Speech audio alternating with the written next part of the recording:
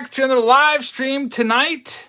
We are opening a whole bunch of opening day. I'll just scroll up and show you all. We just have a wall full of 2021 opening day, the brand new product that just came out.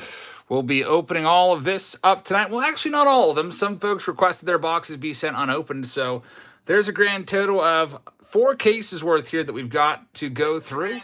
And looks like I've got myself live as well. My laptop's a little bit of feedback there. Sorry about that.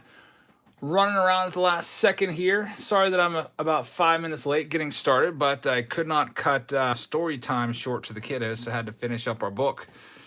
All right, so let's go ahead and start with box number 1, which was open in our preview video. So box number 2, Joe requested his be sealed. So Joe, we're going to take this box and it's coming to you sealed. Thank you very much for allowing us to do that. Box number 3 is for Derek. Let's see what we can find for you. We did hit a nice Relic in the preview video. It was a mascot relic, which I guess are pretty tough to find. One in like 1,000 some spots. 1,000 some packs. Looks like we've got Austin in the house. Austin F's Autos. Phineas, thank you very much. Really appreciate that. All right, so let's go ahead and start ripping these. And there's very few amount of, there's only, what, 7 cards per pack. So we're going to rip a bunch of these packs at once, then go through them. I'm trying to figure out how am I going to do this. There we go. Uh-oh. Jay Price says, Jabs, did you see Gypsy Queen got pushed back until July? That's a bummer. That is a bummer for sure. Gypsy Queen was supposed to come on April 2nd, but now it looks like we're going to have to wait until around the All-Star break. Yeah, Topps is having some issues with keeping up. I noticed that opening day was really tough to get cases of this. And pretty much double what it was last year. You could buy a box of these for around $30 a piece last year. This year it was 60 bucks this year. Last year was 30.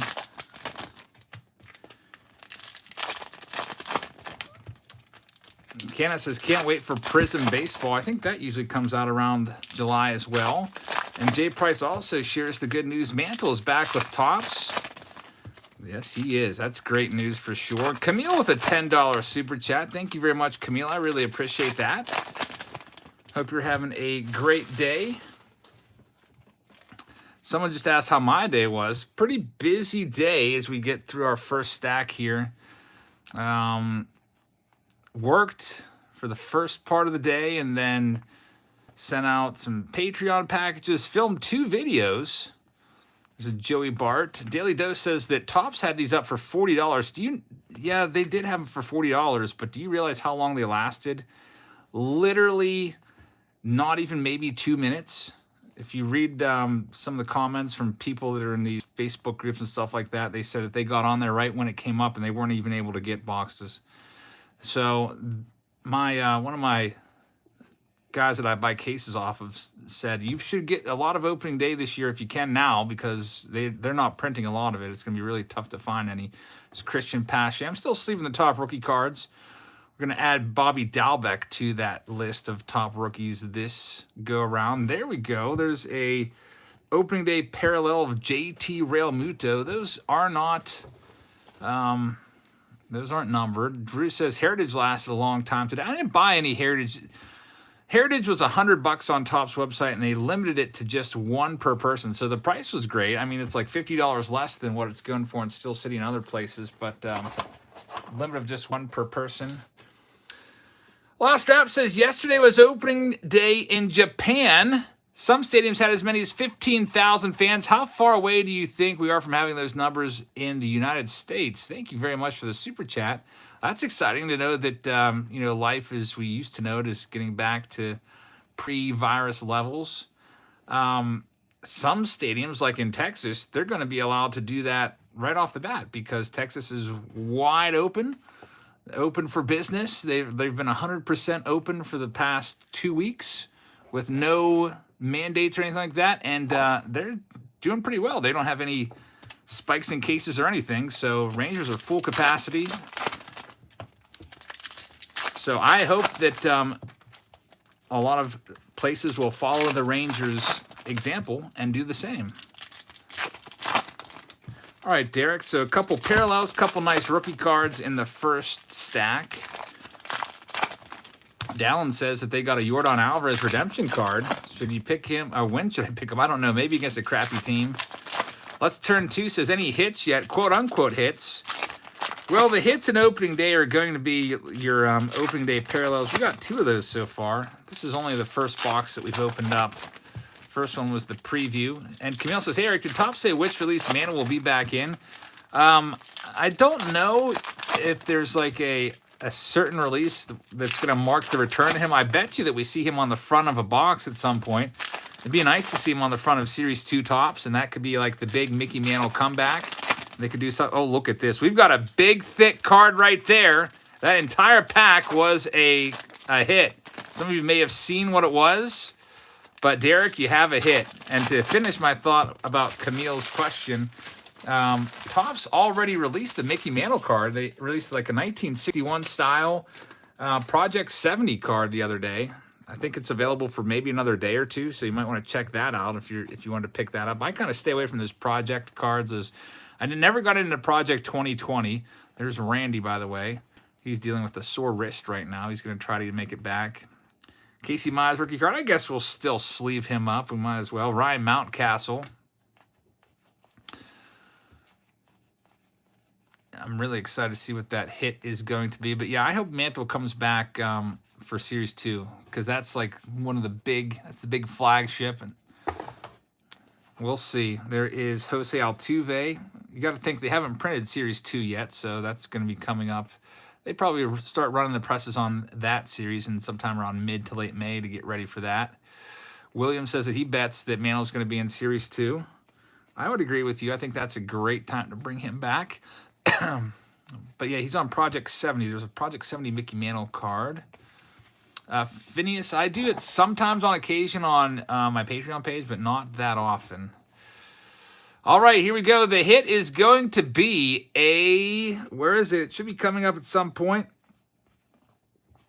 Big, thick card, right? Where did it go? Watch, I got faked out. Oh, here it is. It's coming. It's a Diamond Relics. It's a bag of dirt. A Diamond Relics card for Derek featuring Max Kepler. You get some game-used dirt from Target Field, which is pretty awesome. Diamond Relics right there. Max Kepler. There's the back. You've just received a Diamond Relic from Topps opening day. Some dirt, which you don't really see that too often. A little bag of dirt. I think we only have seen it. We saw it last year in opening day as well, but they're kind of tough to find. The odds of finding a Diamond Relic, not that good. Zach says, is $150 for a pack of this good? That's probably about average. It used to be $1 a pack. There's Andres Jimenez. But everything's up. Most places have this for like $60 or over now per box. I charged $59 per box. They're just tough to come by. There's 36 packs. So yeah, $150 sounds about right. All right, next up, Miguel. You're up in spot number 4. We'll see what we can find for you. We got a Diamond Relic already. Get the next box down off the top here. Brody says, are you still a baseball fan? Why would you think I'm not a baseball fan? That's the only sport that I like.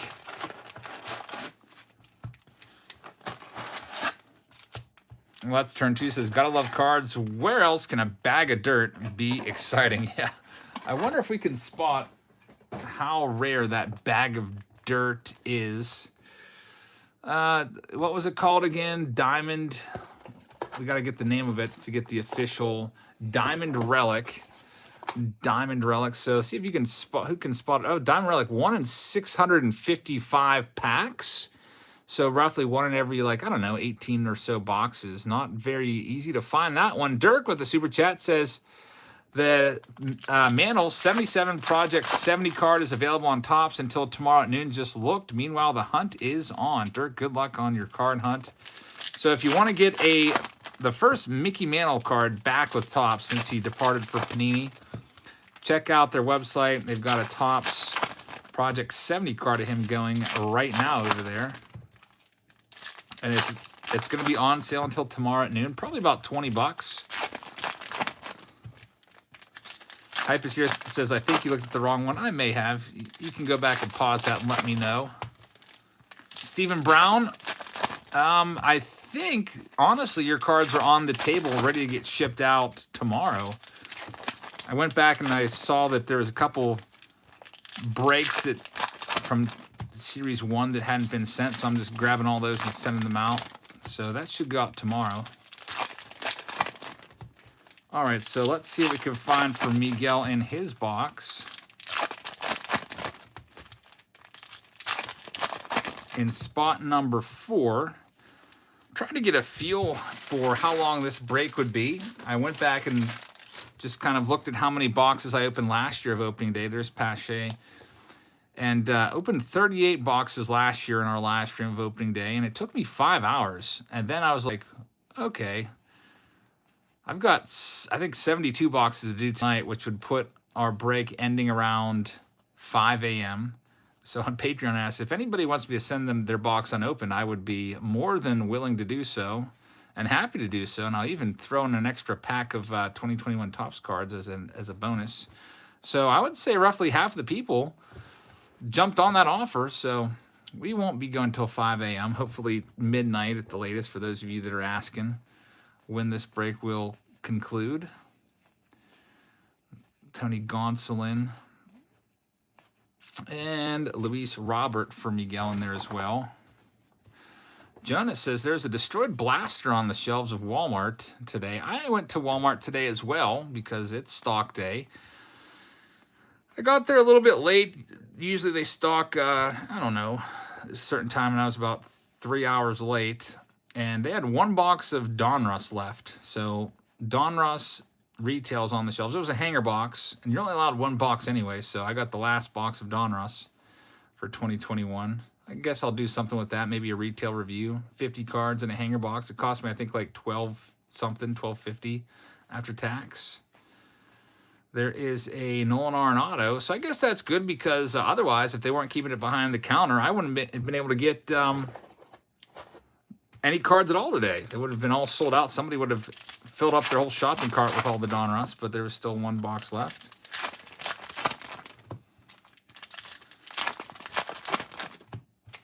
All right, so Miguel, let's see what else we can find in your second half. Jonas says, first time I found cards since update. I bought one hanger, got all junk though. That happens. How about the tins are finally coming out? Hopefully if you didn't get yours today, you'll get them soon. I've got a bunch of tins coming in. There was maybe like 70 people that requested a spot in the preview video, and I only had 8, so I do apologize for that, but I will be putting up another posting so that everyone that wants a tin or multiple tins can have one.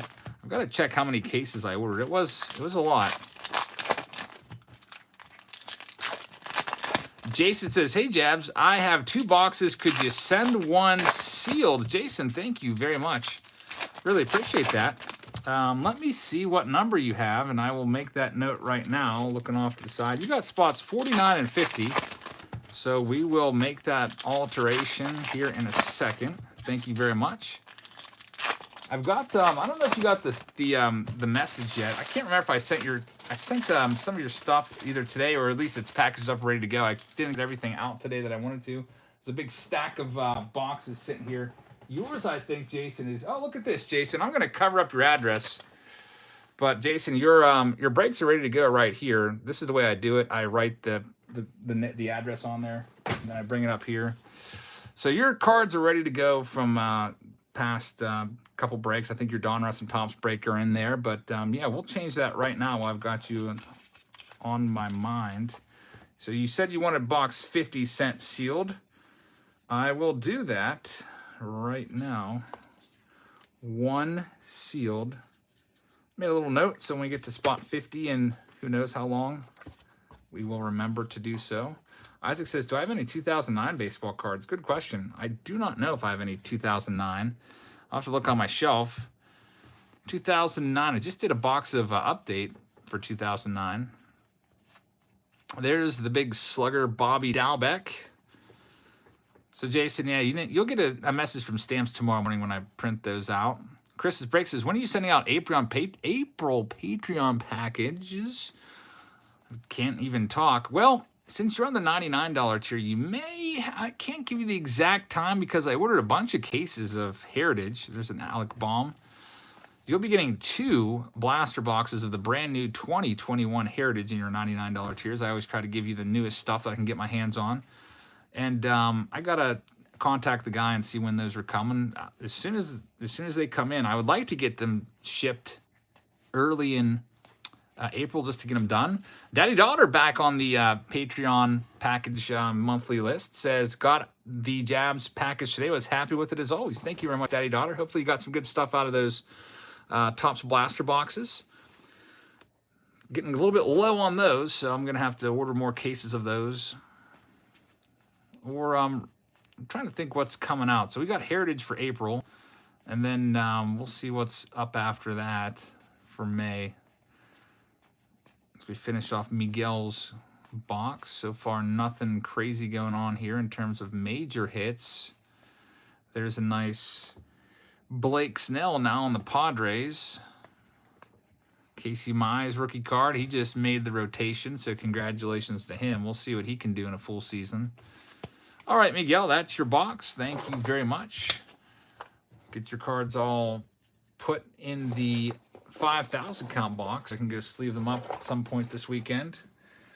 All right, next up, we've got George. George elected to have his box sent sealed. So, George, you'll get your box sealed with an additional bonus pack for doing so as an extra thank you.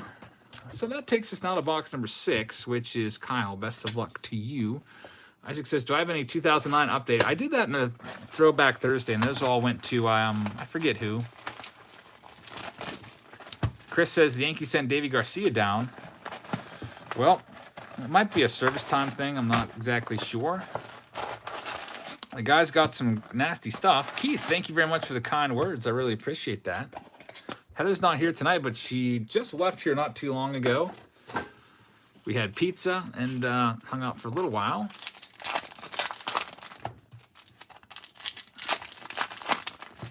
All right, Kyle's up now at spot number 6. Let's see what we can find for you. And Ben Kelly's up after this. Kelly, you're in the on-deck circle. You have 7 and 8, 2 boxes. Mr. Finkelberry. Had a pretty good day so far. I'm looking forward to tomorrow. Some softball action tomorrow. Isaac says, is there any way I could get some 2009 update baseball cards? You could go on eBay and see if you can find some. That's probably the best way you're going to find any. How much are opening day boxes going for now? I collect Ryan Mountcastle. They are. I saw them on release day for about $60. I'm not sure what they're going for now. I know that the cases went up. I was hoping I could get some more cases, but the case price just kept going up and up and up. It was like $9.50 when I was buying the cases, and then I tried to buy more, and they're like $11.50 a case. And then after tax, obviously, that's going to be over $1,200 a case, which is much. It's going to end up being much more than $60 a box after you factor in the shipping. All right, so that's enough ripping for now for Kyle. Let's see what we could find here. There's a Joey Bart. Legends of Baseball, Roger Clemens. Dom, thank you very much. I'm hoping that FanDuel is pleased with my results. We'll see if they re-up with me. There's Bobby Dalbeck. They said it's going to, determine. They'll decide if they want to re-up with me when they see how many people I'm able to convert. That's why if you do sign up, I hope that you'll use that link that I provide, because when you sign up and follow that link, that's how I get credit for the sign up. There's a Kyle Lewis, nice one right there. A nice opening day parallel. Ken Griffey Jr., Legends of Baseball. Someone had a question for me there. It says, would you rather get a hobby box of opening day or a blaster box of Series 1 and Heritage? For me, I'd probably take the blasters of Series 1 and Heritage. That's just me. Opening day is pretty cool, but I don't know. I feel like the regular Topps cards may have more value, even though you're getting less of them. And I also like Heritage a lot too. I really like the 72 design. That's my favorite design of the last 3 years of Heritage. Anthony says, I want to thank the Jabs fam for educating me on the 2021 rookies. You're welcome. It's kind of tough. Hey, Hype is here, says, 5 of my friends used your FanDuel link. Thank you very much for that. I really appreciate that. If you know anybody would like to get in on FanDuel, please do so. And if you want to challenge me to a game, just like a buck or two. I'm not going to do any high value fantasy games for one game. But if you want to challenge me to a game, I'd love to do so. I'm 2-0 in baseball. There's one going on right now for the 6-10 game. Out in, I think it's the Yankees, maybe. There's a Christian Pache. We'll see if I end up winning that one. Someone challenged me to a basketball game and came in next to last place out of 20. I'm terrible at basketball, so. All right, so Kyle, let's see what we can find in your next go-round here. He says, is the baseball sets better sealed or not? Keith, are you asking about sealed product? That's a great question. I feel like the way to go, if you're an investor, you want to keep your stuff sealed. I mean, if you look at like 93 SP, sealed boxes were $5,000 in January. Now they're over $10,000 2 months later. And there's some boxes that have just continued to rise at a steady pace. 2019 Top Series 2 has been one of those. 2018 update is another one that's just going to continue to steadily rise. What else? A 2011 update. If you got in on that early, man, you would almost be able to retire if you bought a case of those. I thought this pack felt thick. I guess not. Just a regular pack. Keith asking about the big sets, like the factory sets. I don't know if there's much value in keeping the factory set sealed. I don't really bother with factory sets too much. Like if I go and I see, you could still buy the old junk factory sets for nothing almost, a couple bucks.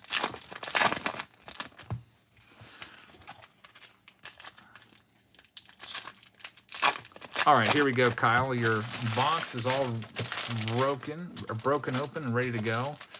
Table says, so Gypsy Queen got delayed. Tell me you're kidding. It did get delayed. And one of the guys that I buy a lot of the blaster cases off of told me that Gypsy Queen was going to be delayed like a month ago. And I was like, maybe he's just not right. But I guess someone else verified that just now. There's Alec Baum. I did see that Cardboard Connection still had them for April 2nd. So I guess they haven't gotten the update yet. Topps just having a hard time keeping up with all the cards they got to print, I guess. Also battling the virus in some of their facilities, I'm sure. Maybe taking extra precautions. Patrick, how's it going? Good to see you here. Maxwell says, when you get a spot in a break, what happens? That's a good question. Well, let's kind of rewind it, Maxwell, and go to the very beginning. How do you get into the break? First of all, if you're a Patreon member, you can buy into our breaks. It's $3 per month to have access to all of my postings. And then when you see I post a break, you can sign up on Patreon there. And after you sign up, I send you an invoice via PayPal. And once you pay via PayPal, your name goes in a spreadsheet. I've got the spreadsheet off to my left here looking at it. And then I put your name on a card. Usually the order is just determined by the order that you sign up. And then after that, the break comes around and I open up your box on camera. Today, though, I gave people the option of having me just send them the sealed box. Some people are electing to do that. Then I open up the cards and I put them in a 5,000 count box off to my left. And then after the break, I take them down to my basement. And then I sleeve up all the cards. Well, not sleeve up all the cards. Sleeve up the top cards, the hits and the top rookies. Autographs get top loaded.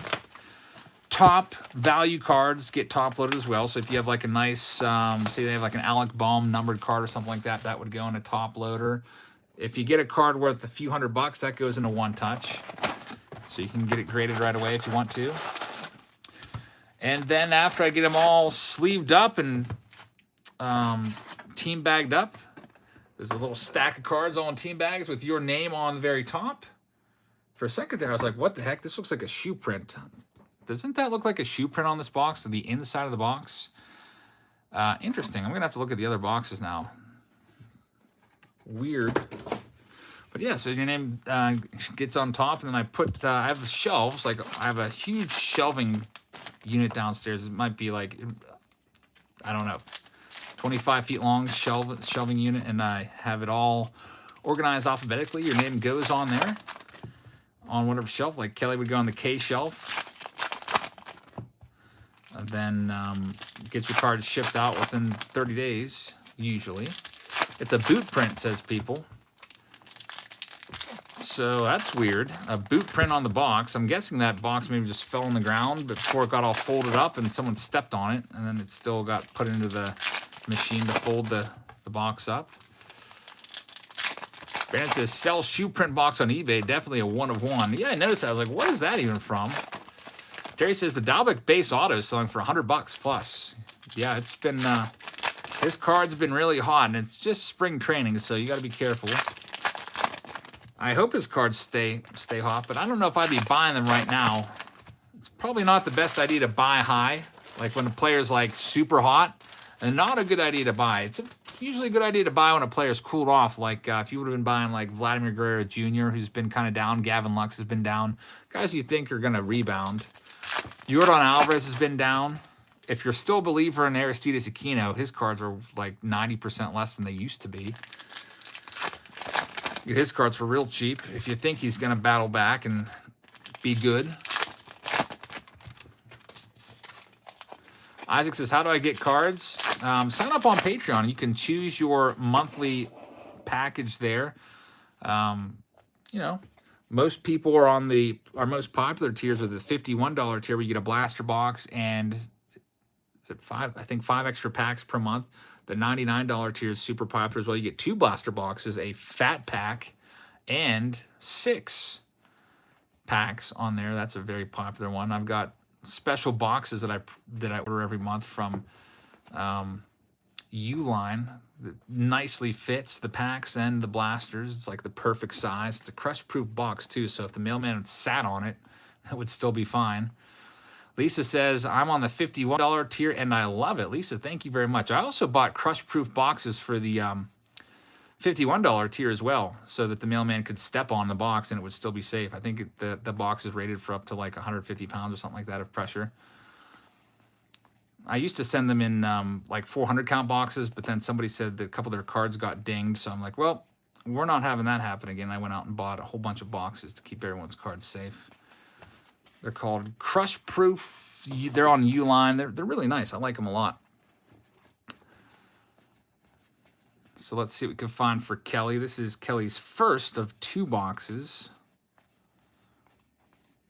Thunder Sports said he pulled a Dylan Carlson rookie card vintage stock out in 99. That is a nice one. Celsius, thoughts on Mountcastle? Good investment. Mountcastle, that's a tough call because coming up through the minor leagues, he was never considered like a top guy. He was always one of the nice prospects in the Orioles system. He was a number 1 or first-round draft pick by them, but he's kind of exceeded expectations the first year, so we'll see. I don't think he's going to be the next Mike Trout or anything like that, or Tatis or Soto, but I think he might have a good shot to be solid. Are there any spots left? No more spots left. I can only get 4 cases of this, which you might say, 4 cases, that's a ton. A lot of times, like, though I could order like 15 or 20 cases, but I know that I can't sell that much, so I don't. But I really struggled to even get 4, and I had to buy these from like 4 different sellers, which is why the case break got delayed, because I had to wait for all these to come in. It was actually 3 different sellers, because I think I got 2 of these off of one person. But yeah, it was really tough to find these. I even had to go to eBay to buy some. And now these cases, anywhere you look, they're like at least $1,000 a piece, which is nuts for opening day. It's all supply and demand. Terry says, I bet you could sell that many. I'll tell you what, I was surprised with the amount of demand when there was signups.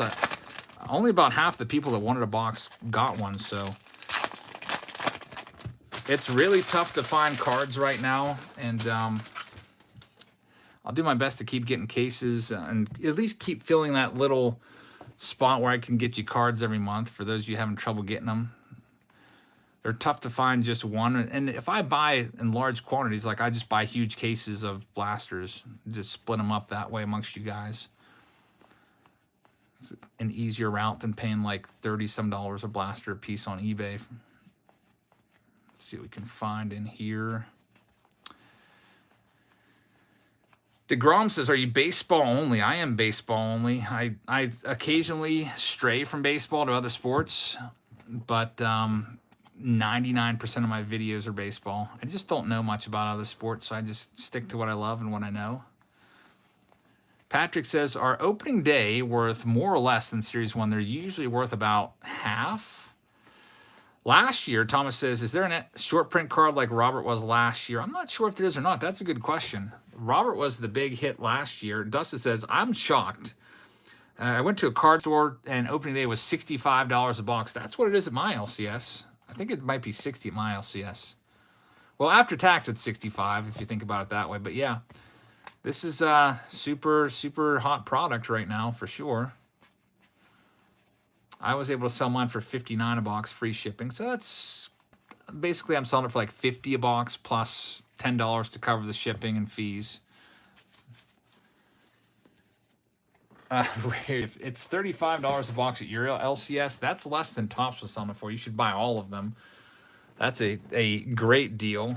Maybe they forgot how much they paid for it because these LCS, a lot of these stores, these local card stores, they put in their order for cases like 6-8 months in advance. And they probably saw, oh, there's opening days. Oh, what do we usually sell that for? What, 30? Let's mark it up to 35 this year. Maybe they don't realize what it's going for. But yeah, a lot of opening day boxes going for super high amounts. All right, Kelly, here's your second of 2 boxes. One of one says, first time you'll ever say it's a hot product. Yeah, it's tough to find. DeGrom says, will you be breaking Bowman in April? Yeah, I break everything. I do have a case of the super exciting Topps Definitive coming in for March 31st. Just one case. But we'll be doing that at some point. Also have a lot of tins coming in. That'll be a fun one. I like those tins a lot. Hype is here. Says, did you get any Bowman First Edition? I did get a few boxes of First Edition. The limit was 2 per person. I got 4, 2 on my account, 2 on Heather's account. I saw that my local card store has the first, I don't know how they got their First Edition in so early, but they already have their First Edition in. I almost bought it just to do a preview video on it so I could have the first one out there, but I didn't. But it was $795, which is about the going rate on eBay. Those boxes are going for about $700 a piece. So when we do our break of First Edition, we'll probably do a preview video, and we'll probably do it by the stack. Like a stack break is where you'll get, I think there's 24 packs a box. You would get 6 packs instead. And don't worry, we won't be selling it for $750 a box. For Patreon members, it'll be a lot cheaper than that. Josh says, my LCS is selling 2020 Series 1 packs for $30 a piece. Just one example of them ripping people off. That's crazy. Those have to be the jumbo packs. There's no way they're selling hobby packs for $30 a piece. The jumbo packs, though, honestly, I could see them going for that. Topps has been going up and up. Miggs says, can I have a shout-out? Shout-out to you, indeed. Thank you very much. Your name must be Miguel. Cleveland Card Guy says, with the Super Chat, Jabs, who are the rookies you're hoping to pick up long-term this year? Any sleepers to invest in early? Cleveland Card Guys, thank you very much. I really appreciate that. The guy that I'm most looking forward to, and the guy that I'll probably PC, if you said you can only PC one rookie card from this year, I'm probably doing Ke'Bryan Hayes as my guy this year. And, you know, it might have a little bit to do because he's with the Pirates, but, man, he looks like he's going to be quite a hitter, and his defense is off the charts as well. Bobby Dalbec, I'm not sure about him yet. He could be the next big slugger, could be like a J.D. Martinez type, or he could be Kevin Moss again, guys. So I don't know what to think about Dalbec. I dove into Dalbec's stats a little bit more, and I was looking at his minor league stats, and his batting average isn't that great in the minors, like 239, 248. He's like a 250-something career hitter in the minors. So honestly, if you had to go one way, Kevin Moss, the next Kevin Moss or the next JD Martinez, I'd lean more towards Kevin Moss. So I don't know. He's been great right now, but there's so many instances of players doing so good and then just falling off. I'm not completely sold on him yet, but I'm still saving his cards up for you guys just in case. Jeffrey says, want you to know you're appreciated. Jeffrey, thank you very much for the super chat. I really appreciate that. It says, hope you continue doing this for a long time. I really appreciate the support. Hope you guys will check out Jeffrey's channel. I like doing these breaks and making videos. It's very, very fun. And the nice thing about cards is there's always something new coming out to look forward to. So opening days today and Heritage is coming out, and then Heritage comes out, and then the next week we got something else to move on to. There's Anthony Rizzo, blue. Brian says Kevin Moss, no way. We'll see. I don't think I can call Bobby Dalbec the next superstar. I mean, it's just the spring training. There's been other guys that have had huge spring trainings.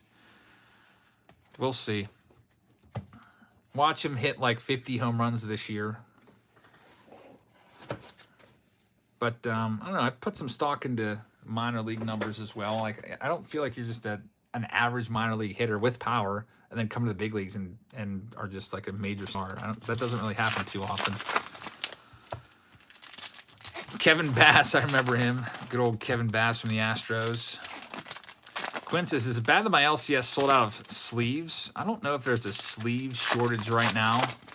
Haven't really been looking too much. I ordered so many sleeves, it's probably gonna last me an entire year. So I hate running out of those. Dave says, it's called prospecting. No one knows who'll be great. Dalbec was a highly touted prospect. Yeah, he is, who knows? He might win Rookie of the Year. Devlin says BCW's backed up until November. Jeez. Good thing I'm not having to deal with them.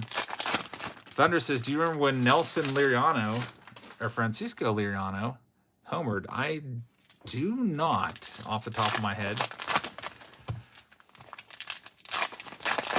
Shout out to you, Cubs card pools. And Austin says, did someone say prospecting? He is...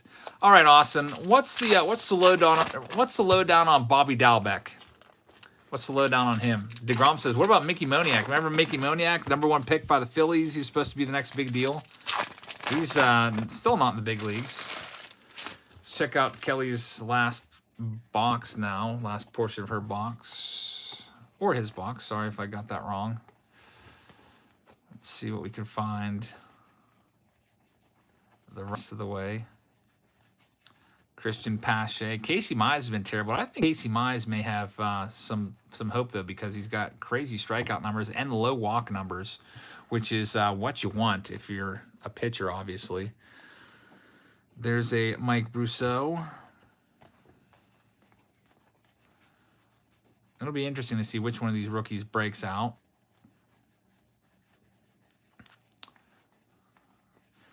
Allman, I did hear that Mantle was back. That's great news. I wonder if we ever got the financials on that to know how much Topps paid to get Mantle back on board. Obviously, they didn't pay Mantle because he's been passed away since '95, but the Mantle estate, I wonder how much they got. I would love to know. Emiliano Brito with a very, very interesting super sticker there. Emiliano thinking about something over there. Thank you very much, Emiliano. Appreciate the support. Not sure what to think of this product. A lot of people, I feel like this is a great set for kids with the mascots and the parallels that aren't worth that much. These Legends of Baseball cards teaching kids about the former, great players and stuff. I feel like this is a great set for kids. Really kind of disappointed they didn't print a bunch more of it so the kids could actually get their hands on it. What's going to happen in like 20, 30 years? Most of us are too old or not into cards anymore or not even around anymore. How's the hobby going to continue if you don't get the kids involved, Dave says, are these still actually $1 a pack? Nope, you're not going to be able to get these for $1 a pack. The lowest you're probably going to find them for is maybe $2 a pack or $1.50. Just because if there's $60 a box, there's 36 packs in there. So you're probably looking at paying between $1.50 and $2 a box or a pack now, unfortunately. Maybe you'll be able to find them in the aisle at Walmart. the blasters of these. They did mega box of these also last year. Michael's up right now in spot number 9. Jeff says Dalbec is definitely playing in the right stadium to be a right-handed power hitter with that short left field wall at the Green Monster. Definitely a great ballpark. Michael's up right now at spot number 9. Let's see what we can find for you, Michael. What are my feelings on 2021 Heritage? It's one of my favorite Heritage sets of the last, I don't know, last few years. I love the 72 set. Dan, how's it going? I like it. I think it's good. I'll have a better idea once I open a bunch of boxes of it. 7 cases. One says Big League might be $80 a box. Yeah, Big League was what, $40 a box last year? Yeah, we might see that, coming in at $60 to $80 a box as well. That's another low end. Although Big League was surprisingly good last year, like an autograph every other box. And the Bomb baseball card says, "Hey Jebs, how's it going?" The Bomb, thank you very much. Doing pretty well, although I feel kind of stuffed right now. Lots of pepperoni and cheese today. Heather made me pepperoni rolls for lunch. She made them last night and then went off to work and left them for me. And I ate all of them, of course. It was like 2 large pepperoni rolls. And then today we had pizza for dinner, so kind of feeling bogged down a little bit. But other than that, doing pretty good.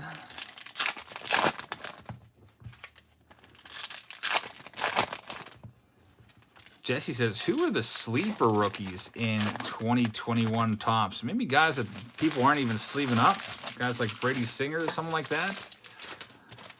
Zach says, gotta go. Appreciate all you do. Zach, thank you very much. We'll be seeing you around the way in spot number 67, but you did say to send it to you sealed, so we'll do that. We'll get that in with your Don Russ break. Get that out to you hopefully within the next week or so. Yeah, 606. Oh, look at this. We have a Relic coming up. Another hit. The Relics take up the entire pack sometimes, so you may have seen who that Relic is. I saw who it was. So a Relic coming up from Michael. Congratulations on hitting a Relic. Kind of tough to find those. This is our 9th box. It's actually our 7th box that we've opened up because 2 of them so far have been set aside and unopened.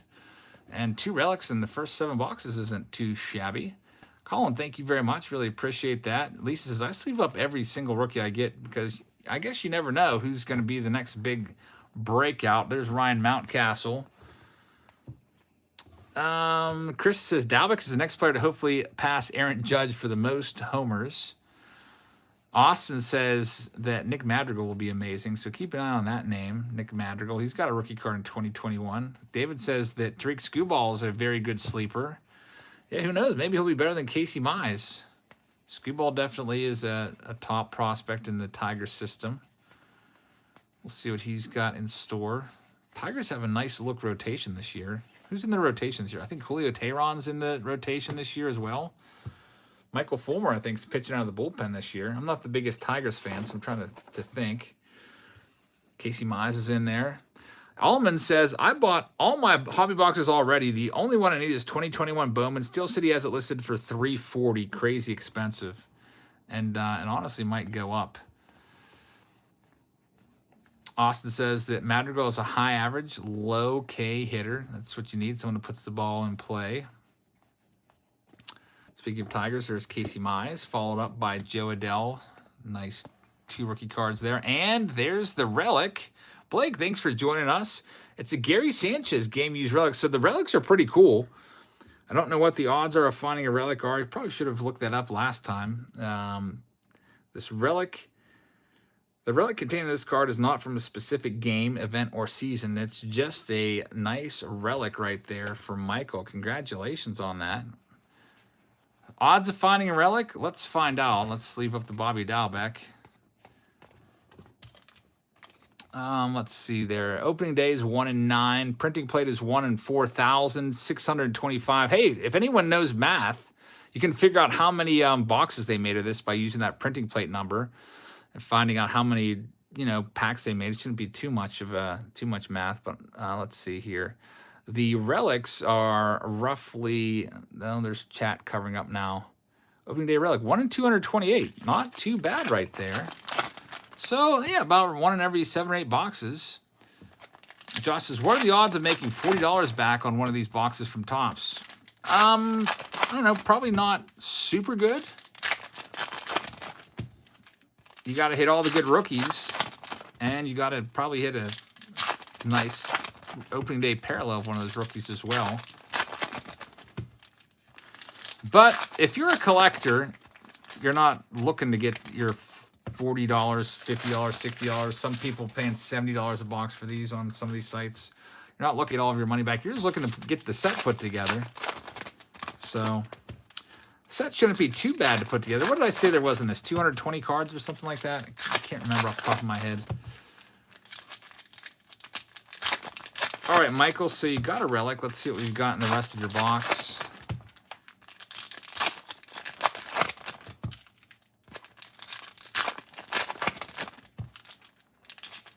Nathan says, Vladdy is hot right now. Didn't I tell you guys all winter long you got to pick up Vladdy? That was my tip all winter. Make sure you get Vladdy because there's no way he's going to be a dud. Just based off of what he did all throughout the minors and with those bloodlines that he has. All right, let's check out the other side of your stack and see what we can find in here. Joey Bart will sleeve up. Chris says Donruss has so many numbered cards. Yeah, roughly like one per pack. It's almost annoying how many numbered cards there are in Donruss. All those out of 2021 candy cane cards, just so much. A little bit of an overkill, I thought. Nice Keibert Ruiz opening day parallel. There's a Dylan Carlson. Now, that Carlson cards and this Casey Mize, I bet you those are like 99-cent cards. You could probably get those about $1 a piece. Zach says, how's that annoying? It's annoying because they're not really worth anything because they've overdone it. It's like, remember how inserts used to be so cool in the 90s, and then they had to go and put like an insert in every single pack, and then the inserts weren't worth anything anymore, and then the whole card industry crashed. Super chat from Wasted on Cards says, not big into prospecting, but I just picked up a Torkelson relic and a Kjerstad auto just in case, talking about it on my channel next week. God bless. Wasted on Cards. Thank you very much. I really appreciate that. I hope you guys will check out that channel. Maybe go over there, give him a subscriber so you don't miss that video. Austin's got the link to Austin F's autos. And Michael is now in the books. Michael, thank you very much. Congratulations on getting your relic. One in about, what did we say, 228 packs. Next up is Mike at spot number 10. We'll see what we can find for you. Baseball Productions, how's it going? Degrom says that they are heavily invested in Spencer Torkelson. I missed a super chat. Sorry about that, Austin. Let me go up and find it. I got wasted. There it is. Austin F. says, I have 4 prospect reports published already at Prospects Worldwide. Great site to write for. Check out their channel as well. Done some vids for them. Austin F's Autos. Thank you very much. So he is the man to go to whenever you have a question about prospects. He's pretty good. And some people scoffed at Austin about a year and a half ago when he said Pete Alonso is going to struggle to hit his weight in 2020. And you know what? He was right. It was a tough go for Pete in 2020. I'm interested to know, Austin, if you could look into your crystal ball, how's Luis Robert going to do this year? I think I dropped my projected stat line for Robert in one of my recent videos. I think I said 270, 35 dingers, 20 steals is what I'm looking for from Luis Robert this year. I think that'll be a darn good season for him. I don't think Robert's going to be like a 320, 330 hitter, but if he hits 270, 275, hits you 35 home runs, plays you a Gold Glove caliber center field, steals some bags, I think that's a star. Legendary says, do you ever question how Donruss is $150 a box? It's actually like $250. Austin says, Robert, I'd say 270, 30 homers, maybe a dozen stolen bases. Okay, we're not too far off there. I did say in my video that Eloy Jimenez is gone for the year. That's a big hurt. Robert was never really hitting in front of Aloy anyway. Robert was usually leading off or hitting 7th for the White Sox last year. So I don't know where he's going to bat in the lineup this year. We'll see. Someone's got to pick up the slack. Patrick says back to Dalbeck. I say he's going to hit 40 dingers. That would be nice, right? If he can hit 40 dingers, his rookie cards are going to be stay hot all year round. Some of these guys are going to start the season hitting 220. Some of them might get sent down. The rookie cards are going to just crater. So it's very volatile for sure. And then you're going to have some rookies that win the Rookie of the Month in April and hit like 360, and their cards are going to go just off the charts. Kind of like how Kyle Lewis did last year. Kyle Lewis cards were worth nothing at the beginning of the year. His rookie cards were worth 10 cents a piece. I actually picked up some Kyle Lewis cards in the 10-cent box this past summer. And then he goes off in July and is among the league leaders in batting average. And, you know, ends up winning the Rookie of the Year. His cards go through the roof. Same thing with the Randy Rosarena. That's going to happen with, I mean, it's going to happen with one of these rookies in this set, you would imagine. Someone's going to get hot. We'll see who it's going to be. I guess we'll know within a month. We'll be sitting here April 26th, and someone's going to be the new hot rookie. Boofus Sports Card Collecting says, what's up, Jabs? Hope you get to my box tonight. I'm having a team break of 2021 Topps hobby on my channel. Keep up the great work. Boofus, thank you very much. Is your name Damien? I can't remember what your real name is, but I hope we get there. I did put a curfew on this break. I don't want to go past midnight. Got a busy day with the kiddos tomorrow morning, so I don't want to stay up till 5 a.m., so we'll see if we get that far. And Degrom with a very generous $20 super chat. Thank you, man. It says, Jabs, you have a very nice channel and you treat everyone with respect. Thank you, Degrom. Thank you very, very much for the very generous super chat. I really appreciate that, man. I try to talk to everyone that I can on here, whether if you're super chatting or not, try to, you know, maintain a dialogue and conversation with you guys, make you feel welcome here. And I really appreciate you guys coming in and day out, week in and week out for our videos. Baseball Production says, who's your World Series winner? The Pirates. That's a good question right there. Not the Pirates, although I'm thinking about doing an over-under video for FanDuel, and I might actually pick the over for the Pirates. I might actually be an optimist for them. But again, Degrom, thank you very much. I hope you guys will check his channel out. The World Series winner I picked this year, I picked it about a week or two ago. I picked the White Sox to beat the Padres. I was trying to think outside of the box. And then the White Sox lose arguably their best player for maybe the season, which really hurts. So I don't know. Maybe I have to change it. Austin says, you need help with projections? Let me know. I was thinking about doing another FanDuel. I'm trying to do like a FanDuel sponsored video once a week or so. So I haven't really done one this week yet. I did one last week on Friday, just kind of announcing our partnership. But I was thinking about maybe doing the over-under and telling you how I think each team's going to do, because FanDuel has a really cool thing in their sports book where you can, you know, make a wager on if you think a team's going to do better or worse. They have the Pirates at 58.5 wins. I feel like the Pirates are going to be the worst team in the National League, but I don't know if they're going to lose that many games. I feel like you can maybe put them down for 60 to 62 wins, but 58. Now, they're going to be awful. Their rotation's just abysmal. The thing is, they're in the worst division in baseball. They're in the National League Central. The Cubs are down.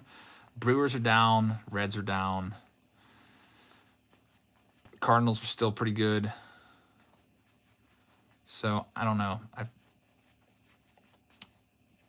We'll see. Rich says, you almost have to try to lose that many games. I think FanDuel has the Rockies and Orioles at like 64 wins, and they're just as bad in better divisions. Like they have to play, like the Orioles have to play the Yankees and the Rays, and the Blue Jays are going to be good, and they still have them at 64. The Rockies have to play the Padres and the Dodgers a bunch of times. Chris says, hey, Jabs, love the channel. Watching from Calgary, Alberta, Canada. I hope someday you're able to ship up north so I can get in on some of the breaks. Chris, I need to make the international Patreon tier for you guys that live in other countries very soon. That's one thing that I have in the back of my mind. I just need to sit down and do it. It'd be, it'd probably be I don't know if it'd be $100 or something like that, because shipping is insane. It's like $50 to ship a flat rate box to Canada.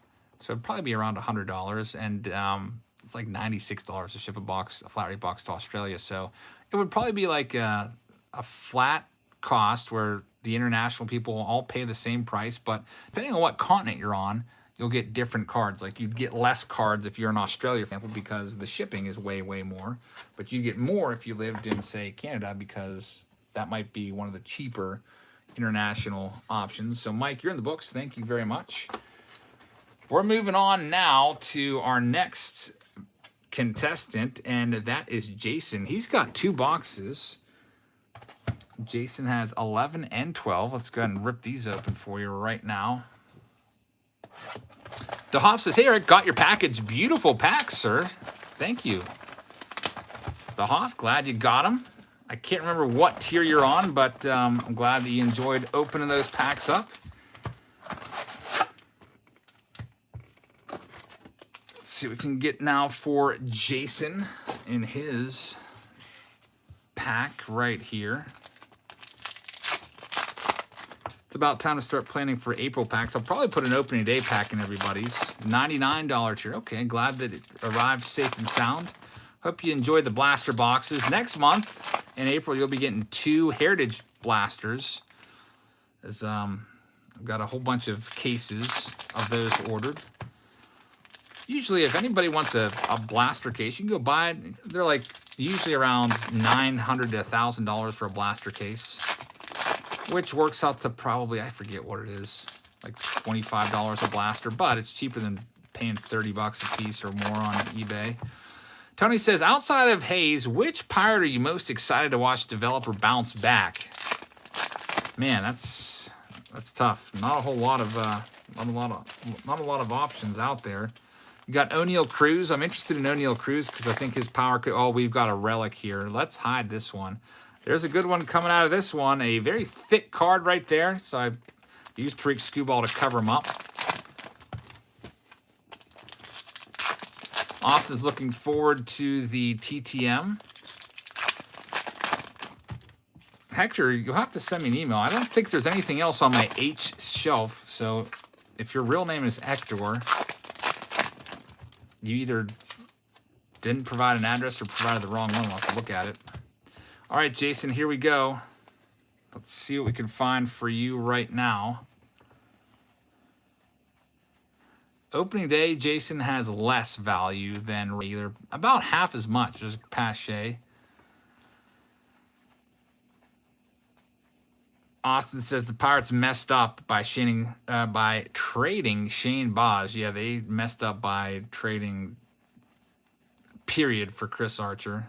Ryan Mountcastle right there. Another nice rookie. That might go down as one of the worst trades in baseball history. Chris Archer, who did nothing for us, ended up getting injured. Now he's back with the Rays. For Tyler Glass now, who's got the stuff that he could possibly be a Cy Young contender. Austin Meadows, who was an All-Star in 2019. Here's the next hit. It's going to follow up the opening day. It is Manny Machado. So that's our 3rd relic. Manny Machado game-used memorabilia card. We got a mascot relic in the preview. We got Gary Sanchez, now Manny Machado, and we also had a dirt relic, so I guess actually 4 relics. So very nice stuff right there. Manny Machado for Jason. Congratulations on finding that one. You know, why couldn't they give every box like a relic? If you think about it, for not opening day, but for Topps Holiday, everybody gets a relic, right? Why couldn't they do that with this?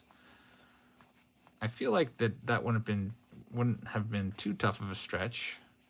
Would have been kind of cool. Give us something to look forward to. Bobby Dalbec, get him sleeved up. All right, so let me go ahead and put Jason's cards in his box.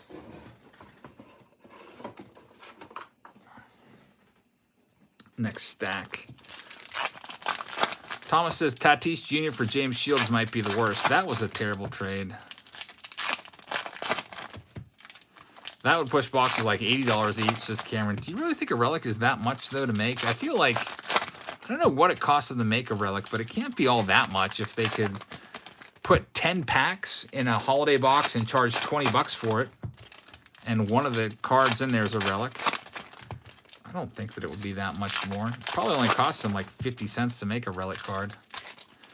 Most of the Relics are just, I feel like most of the Topps holiday stuff anyway was just player worn, so they probably just took like a box of 10 jerseys to each player and said, here, try these on.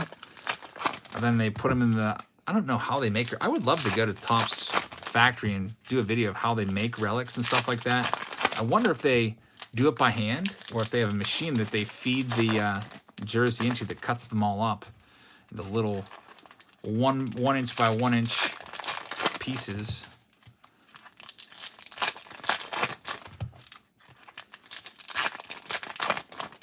I'll have to check those out, Lisa.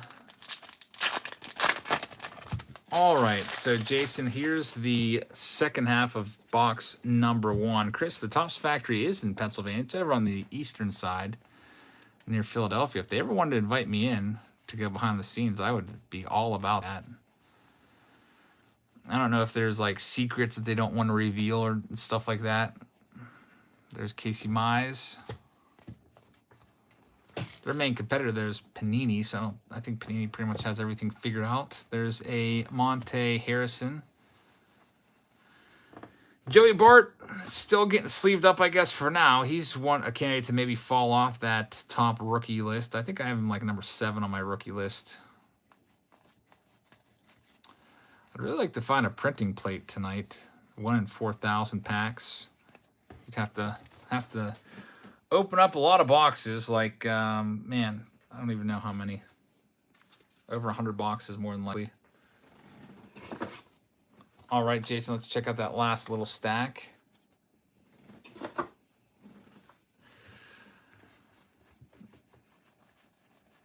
And then you got 1 box coming up after this. I always think that J.D. Martinez is a Bobby Dalbec. Joe Adell. Brian says, Ke'Bryan Hayes is only in Inception. Well, he's actually got a couple cards. He's in 2021 Topps Series 1 Silver Packs. He's got an 86 Topps card in the Silver Mojo Packs. He's also, let's check out the second box. He's also in Heritage. If you didn't see my Heritage Blaster Box video, or not Blaster, maybe it was the Face Off Friday for today. We pulled 2 different Ke'Bryan Hayes cards out of our Heritage box for 2021. So you can get him in there as well. You just have to wait for Series 2 to find his regular base Topps card, which kind of stinks, but June will be here before you know it. All right, that's it for that box. No boot mark on that box. Let's check out Jason's second.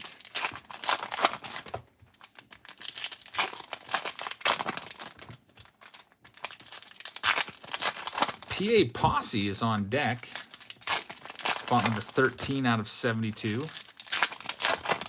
I hope we can get the break done by midnight. If we're really close and we only have like 2 or 3 boxes left, I'll still go and I'll finish it up.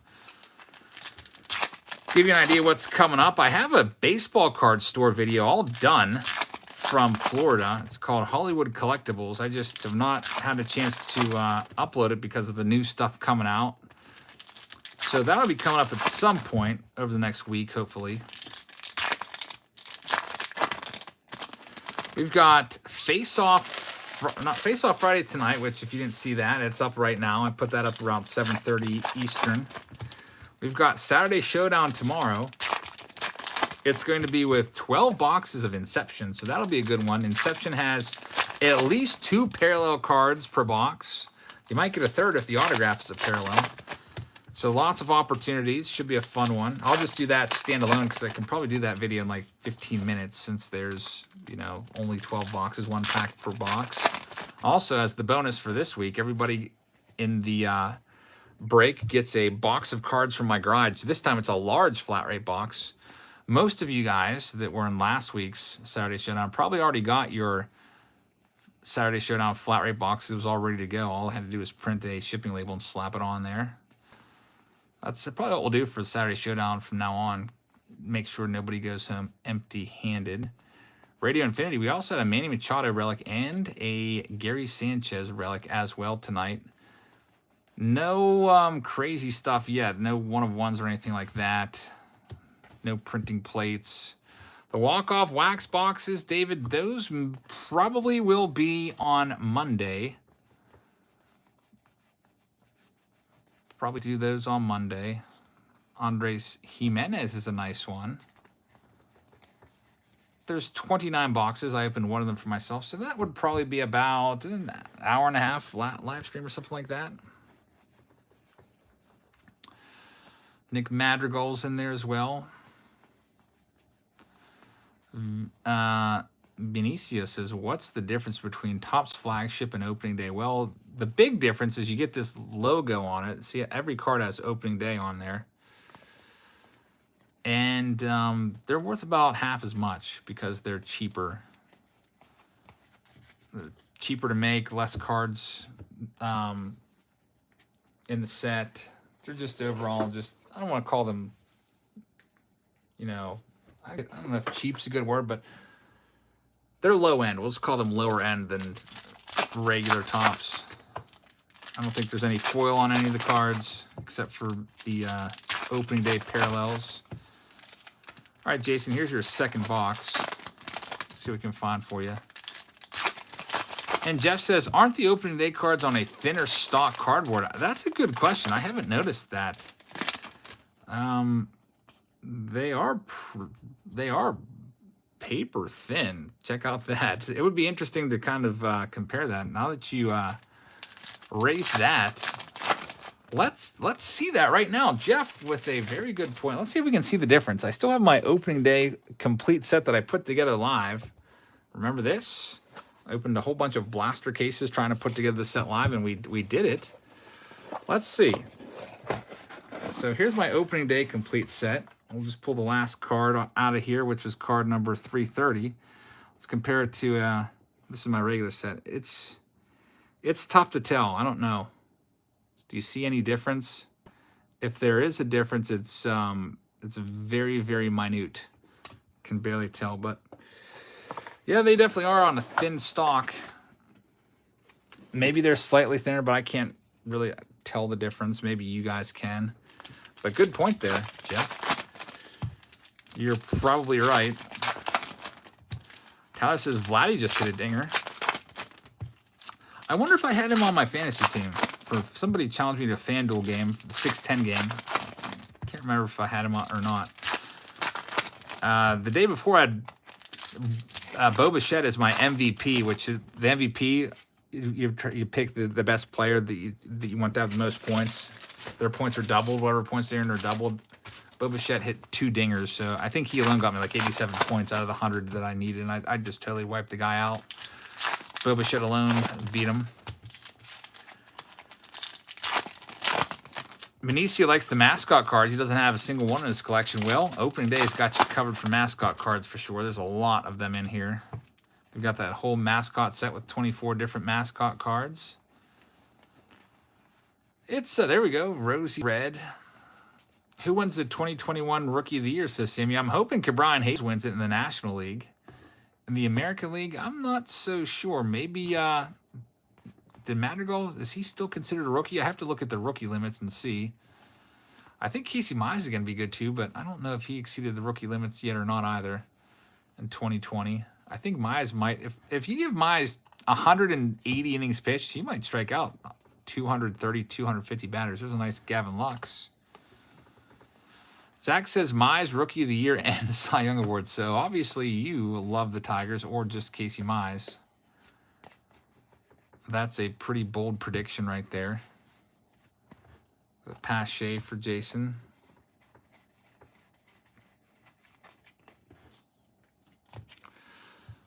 Thank you, Kenny.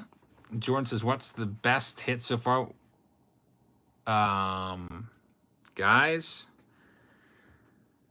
what happened to Bryce Harper? Jason, somebody at the Topps factory got hungry there and took a bite out of your Bryce Harper. literally, I was just cruising on by, and Bryce Harper is missing like 15% of his card here, because that's, I don't know if we've ever seen something like that. We had a footprint on one box, literally a footprint, and now a card with a large piece of the card just missing in the middle of a pack. That's definitely a 1 of 1. Jeff says that card can be returned to Topps with the UPC code. There's Nick Senzel. You hear that, Jason? So, Jeff, if you'd like to get an extra free card from Topps, I will. Oh, look at this. We have an autograph, a Brady Singer autograph. So how about that? Maybe that's why the card is ripped, because they had to insert an autograph in there, and the machine didn't know what to do and ripped the Bryce Harper in half. A Brady Singer opening day autograph. That's our first autograph of the night. Brady Singer, one of the nice rookies. We've got to keep an eye on him. I guess he throws absolute gas. Congratulations, Jason. So from the ripped Bryce Harper to now a Brady Singer. And I was just going to say that was almost our last card there. I will send you a UPC that you can use to claim a brand new Bryce Harper, or maybe they'll just send you a whole, who knows, maybe they'll send you a whole pack or a whole box. You're going to get a UPC from the box. And what I would suggest you do is you print out your PayPal receipt for this break. You send that. That's your proof of purchase. It's like your receipt. You have the UPC that I'm sending you. And also you got video proof of it as well with your name on the screen. So they will take care of you. So congratulations, Jason, on the Brady Singer autograph. That's a nice hit right there. All right, so let's see. Well, I don't know how many autographs we're going to pull tonight, but I hope that's not the only one. Next up, we have PA Posse at spot number 13. Let's see what we can do for you.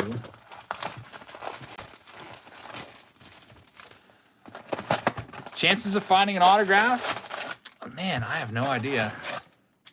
Jeff says, Topps customer service does a really good job about being fair about damaged cards. So that's good news. Autograph 1 in 26,000 packs? That can't be right. Is that, that says autograph 1 in 39,000. Where's the autograph that we're looking for? So it's really tough to find an autograph. As you see, all the autographs are way, way up there. Ballpark profile, mascot autograph is 1 in 1,600, or ballpark profile. So that might be, what was the Brady Singer called? It was called just opening day, just an autograph. I don't think there's a name on it, but man, it's tough to find an autograph, and to find one this early, it only took us 70 minutes to find one. Good stuff. Hope we find some more. PA Posse's up right now. We'll see what we can do for you. It's spot number 13. Larry saw it. Good eyes, Larry. It's 1 in 681. So roughly 1 in every 19 boxes has an autograph. Phineas, welcome back. You just missed an auto. Happy says, mascot cards have autos? What the heck? I'll tell you what. We pulled a Fred Bird autograph last year out of opening day, and it was like a $100 card. Like, Cardinals fans, pretty serious about Fred Bird, obviously, if they're paying $100 for his autograph. At least when it came out, it was worth $100. I don't know if it's still worth that much or not. Benicio says, I know that you're a Pirates fan, excited for Hayes, nice young player. What's your thoughts about Josh Bell going to the Nationals? I felt like that was a dumb trade, because Josh Bell, they sold him at his lowest value. Like, if you're not going to sign Josh Bell, why not sell him off before the 2020 season started, because he was not good in 2020 at all. He was pretty crappy. Terrible defense, struggled at the plate. Probably could have got a lot more from someone else. Didn't really like it. Not a big fan of seeing our players shipped off, as I'm sure most of you small market fans hate that. You get used to a player, and then your team just gives up and abandons all hope and just goes into rebuild mode for like 4 or 5 years, and just makes you take a crappy roster and watch a crappy roster. That's what the Pirates are doing right now. Hopefully they're going to be good within the next few years. Jeff says, great chat room tonight. Everyone hit the like. Thank you very much, Jeff. I really appreciate that. 400 folks in here watching opening day. Opening day is not the biggest draw because you don't have the huge hits in there, but thank you very much, everybody, for staying here and hanging out with us. Chris said he pulled a Brian Reynolds 20 out of 24. That's a pretty good pull right there. Now, he was good in 2019. One of the finalists for Rookie of the Year, but he was pretty awful last year now. Last year he had a baby, so maybe he was being kept up late at night with that baby screaming and crying. I don't know, possibly. So maybe now things will be a little bit better around the house. Who knows? I'm just hoping that Brian Reynolds can hit like 280 or so, be decent again because he was bad. Sammy says, would you suggest selling or keeping Luis Robert cards? I personally would keep them. Hector says, I just realized my Patreon address didn't match on PayPal. It's updated now. What do you need me to do to get my cards sent out? Hector, if your Patreon address didn't match, it probably got sent already to whatever address you had in there. So we'll have to figure it out. Send me your information. I'll try to tell you where they were shipped to, and we'll see what happens. Like I said, Hector, there's nothing left on that H shelf. I don't think there's a single stack left. I got those all sent out.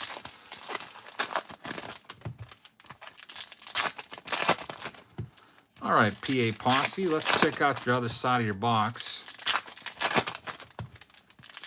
In the on deck circle, we have Robert, who's taking his box unopened. So we will pull the next box out of the case and slap your name on there. I think you have a monthly package, Robert, so we'll get those put into a flat rate priority mailbox and sent with your next package. They'll just be stored on the R shelf for the next week or two.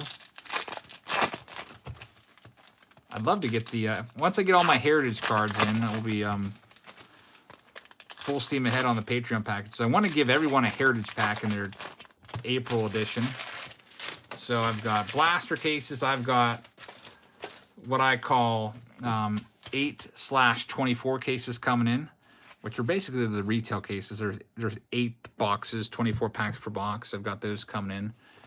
I've got fat packs coming in, I think, as well. So hopefully all that stuff comes in soon so I can get all the Patreon packages rolling out for April, featuring 2021 Heritage. There is Nico Goodrum. Alec Baum right there. Sleeve that one up.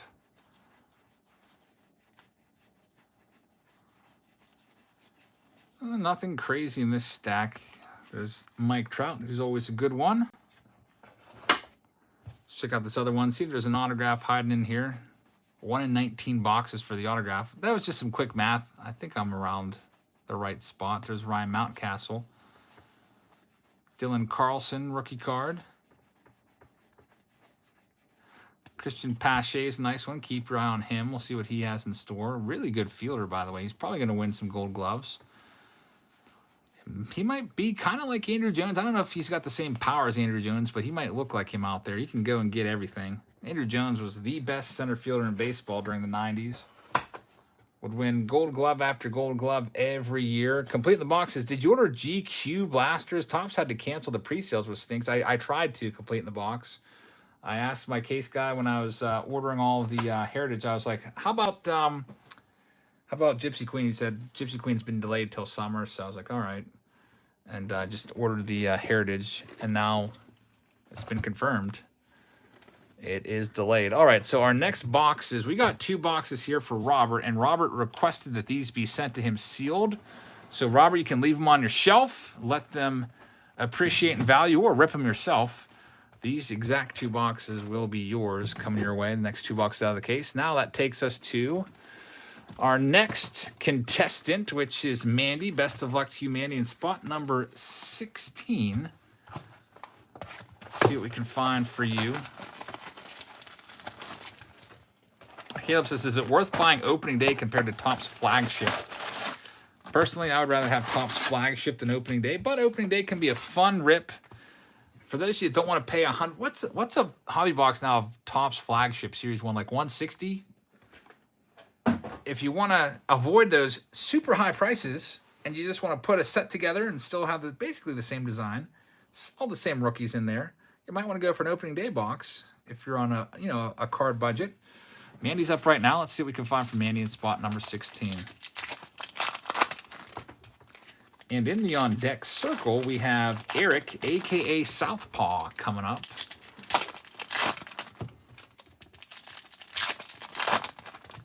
James says, it's a shame that Topps printed so many 2021 cards so far. Reminds me of the early 90s. You know what? You just reminded me of something that I wanted to do. I wanted to go back and compare the stats. Jeff, did anyone do that yet? Jeff is really good with all things cards. Did anyone compare the stats of opening day 2021 to 2020? I've got a box of 2020 downstairs, unopened.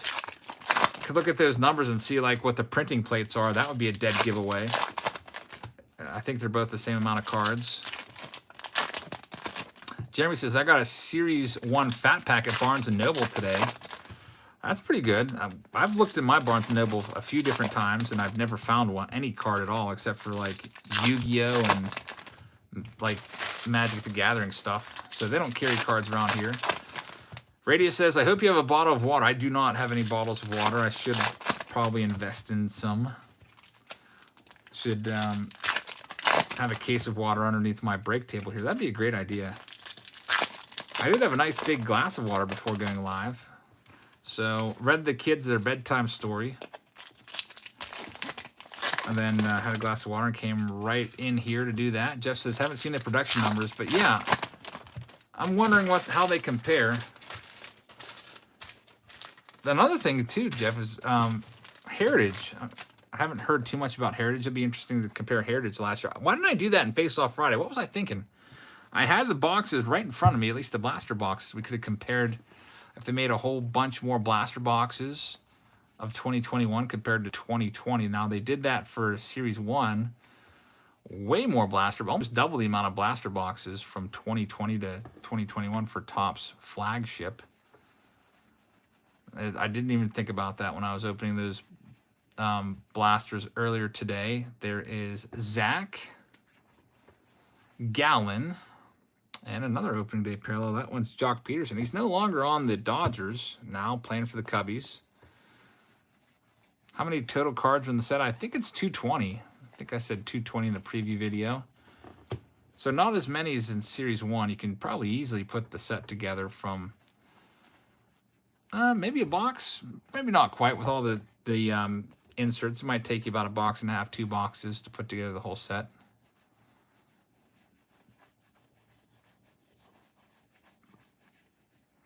It's a Mike Schmidt card. Another opening day, Sonny Gray. Michael said he went by CVS Pharmacy yesterday looking for cards. Nothing at all. That's pretty much expected.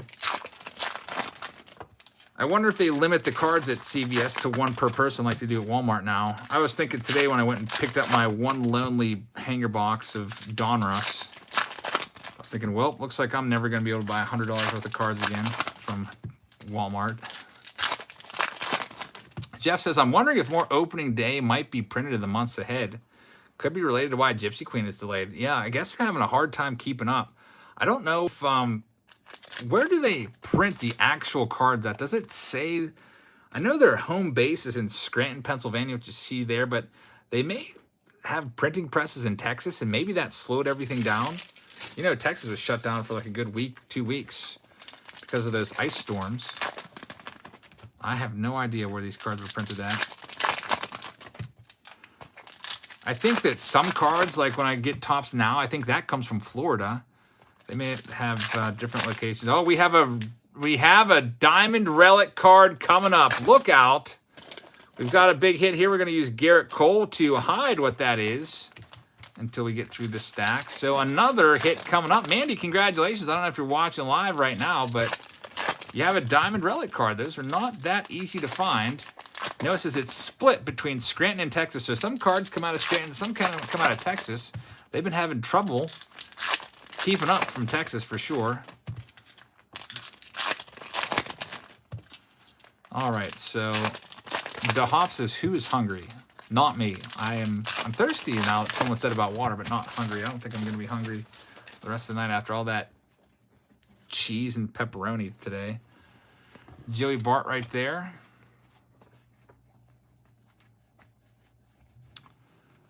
Let's see what we've got. Diamond Relic card coming up. Let's hope it's a good one. You have a D. Strange Gordon. Dave says, anyone here talk about retail only being stocked at 8 a.m. on Fridays everywhere? I haven't heard that yet. Maybe that's why they had pretty much nothing at Walmart today. And it is going to be, here comes the relic. It is a Blake Snell Diamond Relic Bag of Dirt card. That's our second one. We got a Max Kepler earlier. Blake Snell, you get some game-used dirt from Tropicana Field right there. Nice one. Congratulations. You've just received a Diamond Relic card from Topps opening day, literally from the field of the Trop. Cool stuff right there. I like that weird stuff. Second time seeing that weirdo card. Joe Adell and Dylan Carlson back-to-back again. Flip that one around. Brady says that's the worst ballpark in the MLB. I actually like the Trop. I think I bet 4 games there, and I don't know. I kind of liked it. I used to go there for batting practice. Really tough to track the ball off the bat. You got to get used to like finding it against the Dome Stadium. That one took me a few homers to get used to. I think the first home run I ever caught at the Tropicana Field was an Ike Davis home run, actually, from the Buccos back in maybe 2013, 2014, somewhere in there. Good old Ike Davis. All right, so Mandy, you're in the books. Congratulations on the hit. Very nice one right there. Diamond Relic Dirt card. Next up, we've got Southpaw, a.k.a. Eric. He's got 2 boxes. Let's see what we can find for you. Let me grab the next 2 boxes.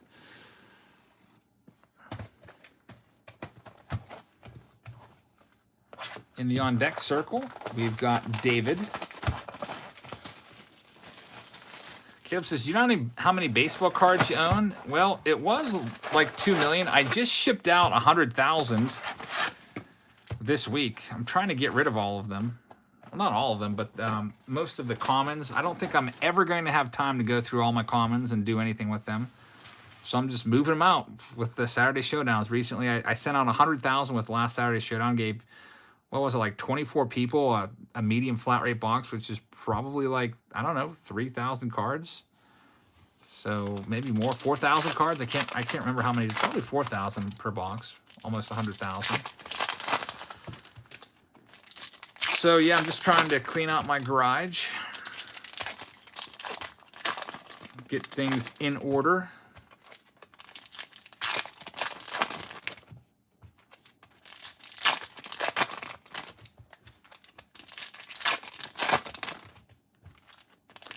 K1234 says, do you get angry easily if you don't pull anything from the boxes or cases? I don't think you can get angry about it. I mean, it's almost like every box or pack is like buying a lottery ticket. So it's, you know, you got to almost go in with the expectation of you're not going to get something good. And then when you do get something good, you're much, much happier.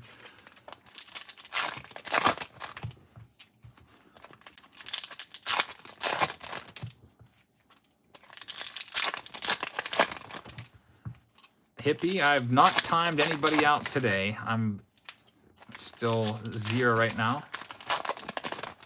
Sometimes if you like spam the chat, you'll get timed out, or you might get timed out by accident. I know that I've done that before, where I've tried to click someone's name and the chat was just going by too quickly and I clicked the wrong one.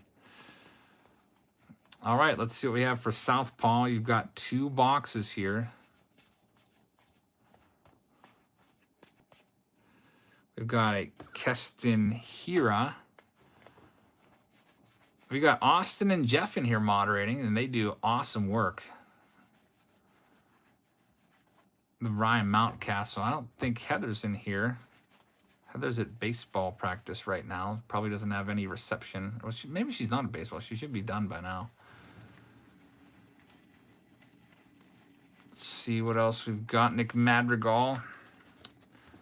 First stack in the books. Andres Jimenez there. Sterling Marte, one of my favorite buccos. Kind of stinks that he's no longer with us. Bobby Dalbec. Another one coming up of Anthony Rendon. Like to find another autograph soon. All right, Southpaw, let's check out the other side of your stack.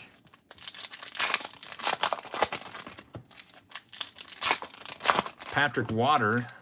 Man, your name is just making me thirsty.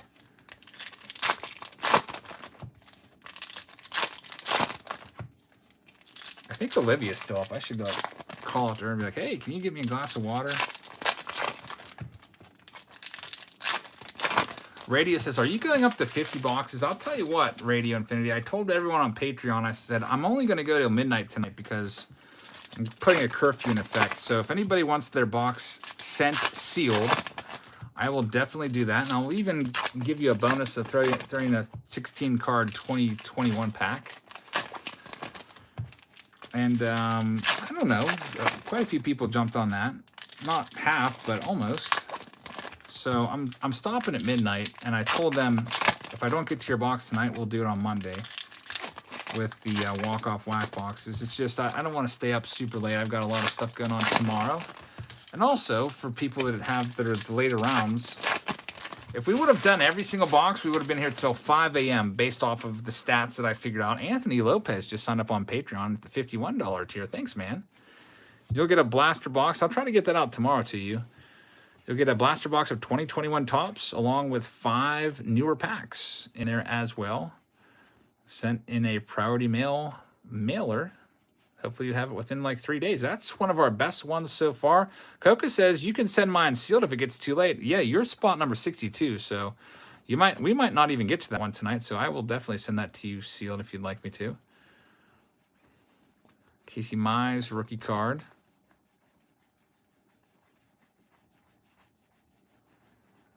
Luis Robert. Gold Cup card. Nice one. Still not sleeving his cards. Some people are like, why aren't you sleeving Robert anymore? Well, it's not his rookie card, so it's probably only worth about a quarter now.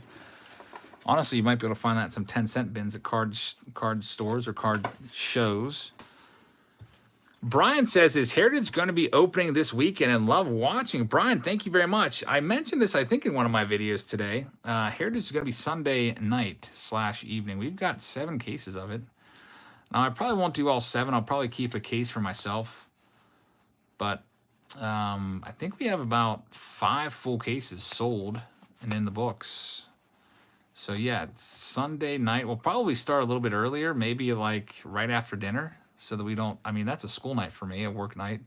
I'll go back and see how long it took me to do Heritage last year, like per box on average, and figure it all out.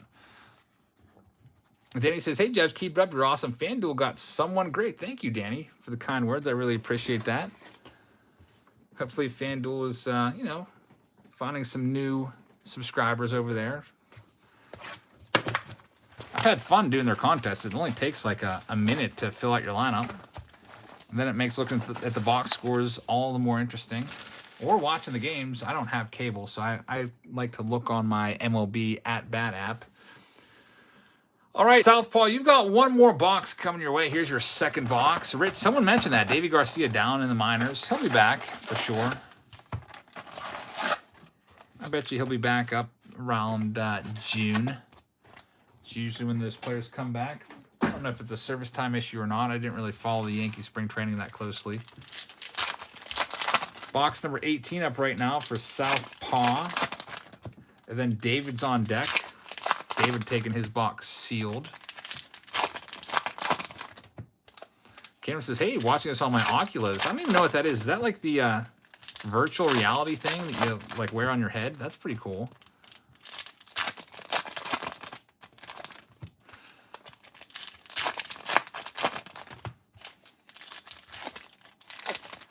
The goggles. Okay, that's pretty interesting. I doubt this is in...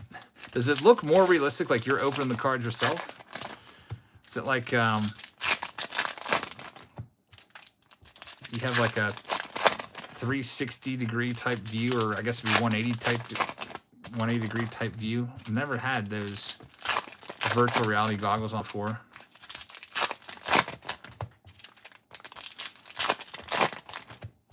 All right, last pack from the first stack. Let's go through these for Eric from box number 2. There's the man, Vladimir Guerrero. And you know who's probably really happy about the Jays playing all their games in Florida this year? Every single member of the Jays. And you might think, wow, you're being really rude to Canada. Well, let's think a little bit more about it. Why would the Jays be so happy about playing in Florida for the entire season? Here's why. There's no income tax in Florida, so they're going to be making a lot more money. I forget what it is up in Toronto, but I think they're taxed pretty heavily in Florida, or in Toronto, Canada. And now, down in Florida, they are not going to have to pay the tax. There's a 0% state income tax in Florida, which is very, very nice, especially for those guys making the big bucks. They probably hope that they never go back to Toronto. Playing half of their games there is tax-free. Actually, more than half, because they're going to be playing the Rays a bunch, too. Sammy says, say happy birthday to my good girl lady named Penny. Penny, happy birthday. Thank you very much for watching. I really appreciate that. Hope you're having a great day. Thanks for winding it down by watching our break. Hopefully we can find another autograph soon. Let's check out Southpaw's other spot.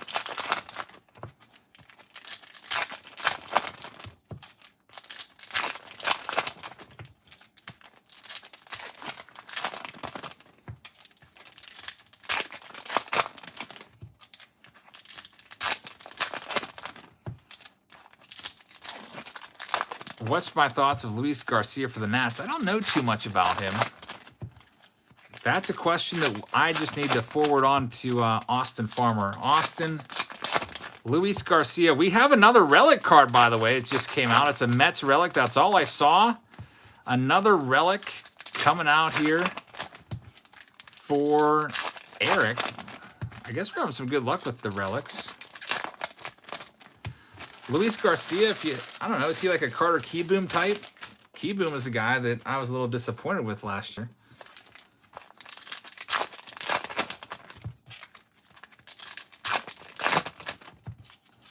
So we'll find another Relic for Eric. I'm hoping it's a good one. It is going to be a Mets member. I saw the Mets logo on the back of the card, so that's one spoiler. I don't know if anyone saw the entire card. But let's see who it is. So, Eric, congratulations on your Relic. We'll get right to it here.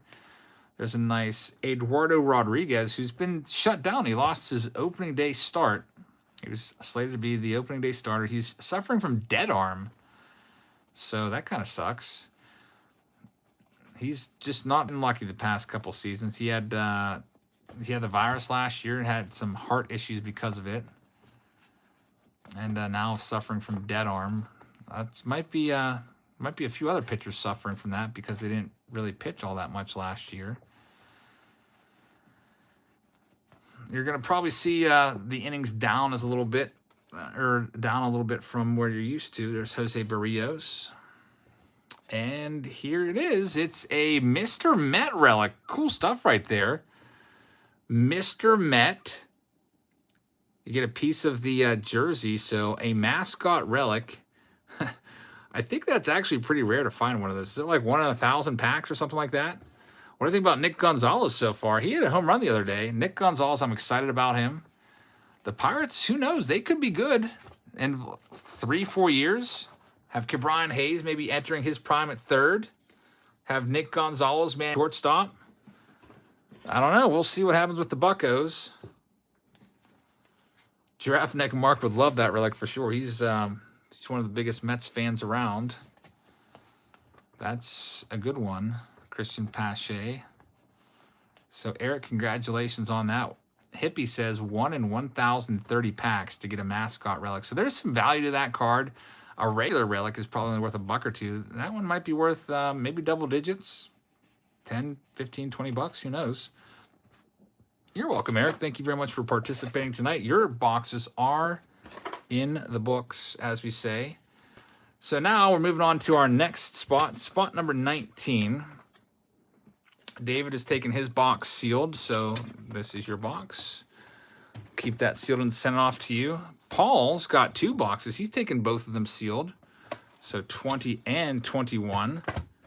Thank you very much, Paul. We'll get those sent off to you with your bonus pack for taking them sealed. Making sure we can maybe get through this tonight.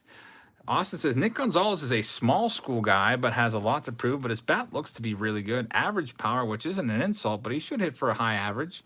Yeah, if Nick Gonzalez can pop 20 dingers, PNC Park is not an easy park to hit a home run at. Very deep left center field. It's like 383 out to left center. 410 to the just left of center field, 399 to center field. Gary at spot number 22 is taking his box sealed as well. So, Gary, thank you very much. Put that in the to-be-shipped stack. And now spot number 23.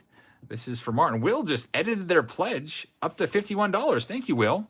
I appreciate that. So you might be confused.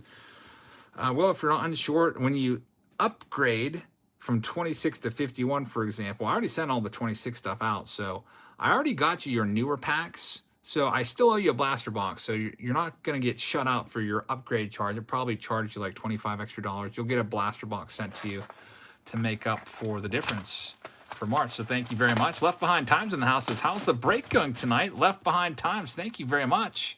Going pretty well. Finding some relics. Just found a Mr. Met relic. I think we're up to maybe like 5 relics tonight and 1 autograph.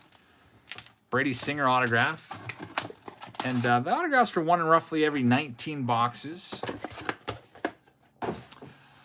DeHoff says, do you ever go to Commercial Park? Do you mean Comerica Park? I've been to Comerica Park maybe about a dozen times in Detroit.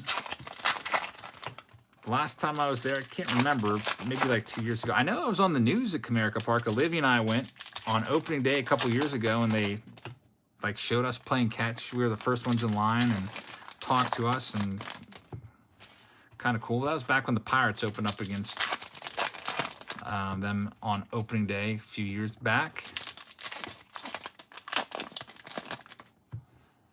See what we can find for Martin, spot number 23. Jeffrey is coming up next, spot number 24.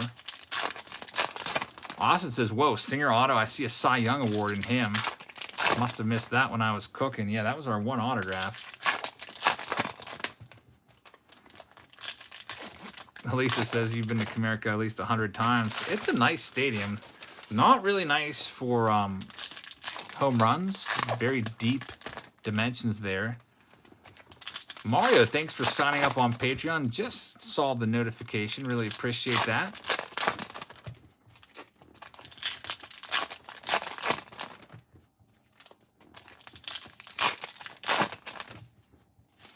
All right, Martin, here we go. It's spot number 23. Let's see what we can find for you.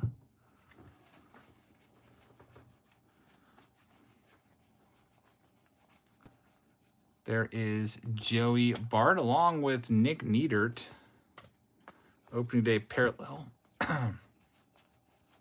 Radio says, Eric, should I stay and watch the live stream or go and watch the Face Off Friday video? It's up to you. The Face Off Friday video, I think, is an 18-minute video or so, so we'll still be here when you come back. There's Casey Mize. Mr. Fresh says, I'm sending in some cards he graded on my can. Get one. I can get one more graded. I think I should do a Trout SP in 2020.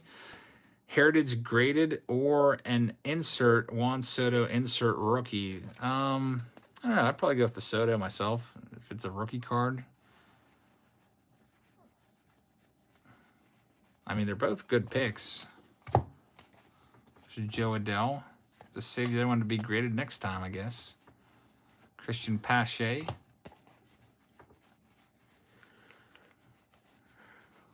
Austin F says Soto as well. Man, if Soto he's going to be an absolute beast. I was thinking about that today. I'm kind of kicking myself. Why didn't I keep some 2018 updates? I kept a lot of 2019 Series 2, but none of 2018 update. And I'm kicking myself for that.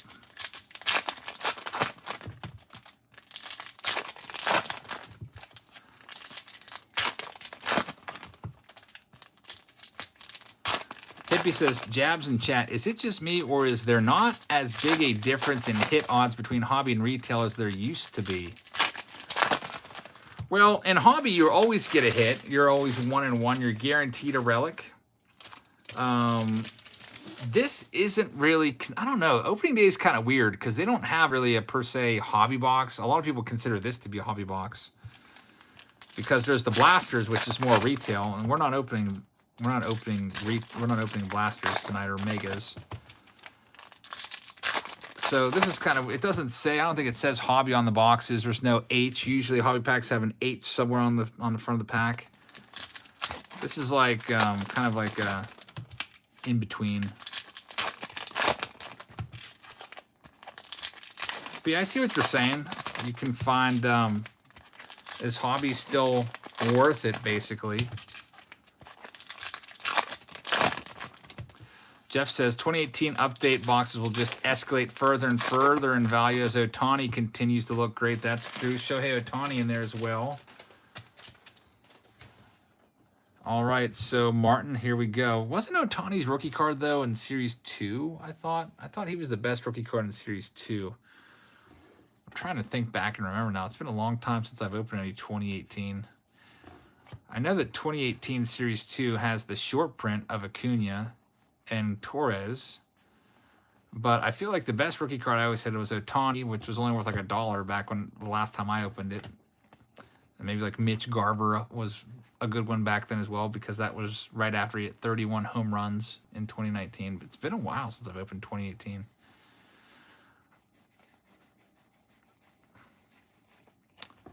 All right, Martin, let's check out the other side of your stack here. See what we can do for you.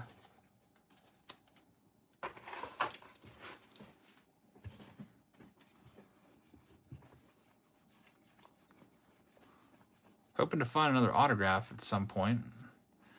There's a Randy opening day parallel, Randy Rosarena. Let's see what he has in store for us in 2021.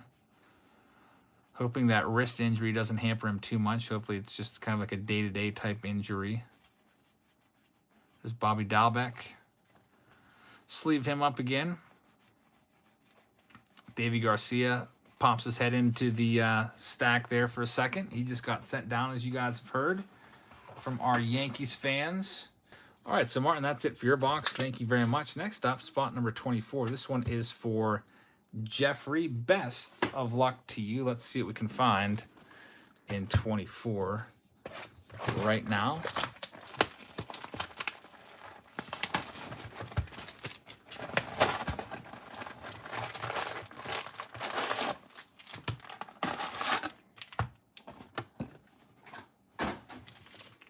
Got to try to find another Topps Definitive Collection case soon. I think that's coming out next week. Only got one case purchased so far. It's getting tougher and tougher to find some of these cases.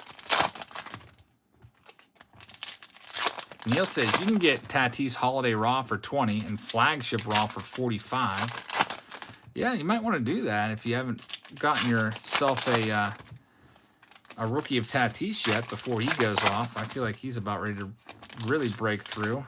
Oh, we've got a hit. It's a relic card. Let's hide it. Brett Gardner, you're going to be my cover boy. There is a Texas Rangers hit. We can tell you that much. So the relics are starting to appear maybe like one in every other box, it seems like, recently. Jeffrey, congratulations on whoever that's going to be. We'll find that out in just 1 minute or two.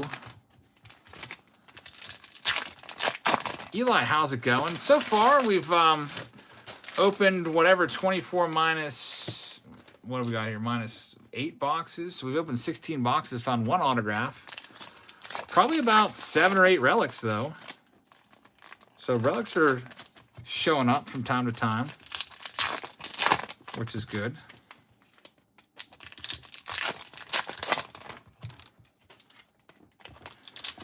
All right, Jeffrey, let's see what we can find for you. There is a relic in this stack, as you saw.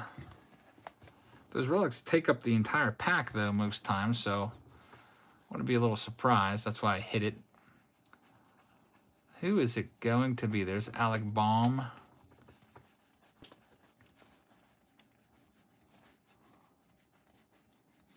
Nate says, are there any valuable rookies or cards in general from 1999 Topps Series 1? That's a good question. I'd have to break out the old Beckett and see.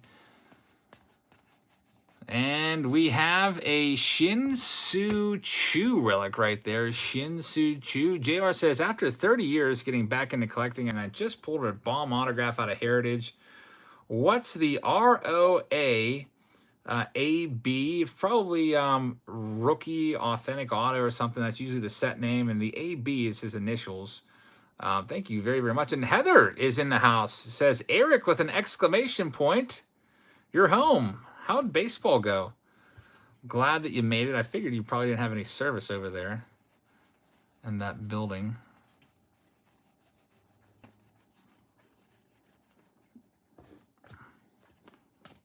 Was wondering about you. We are on box number 24 out of 72, Heather.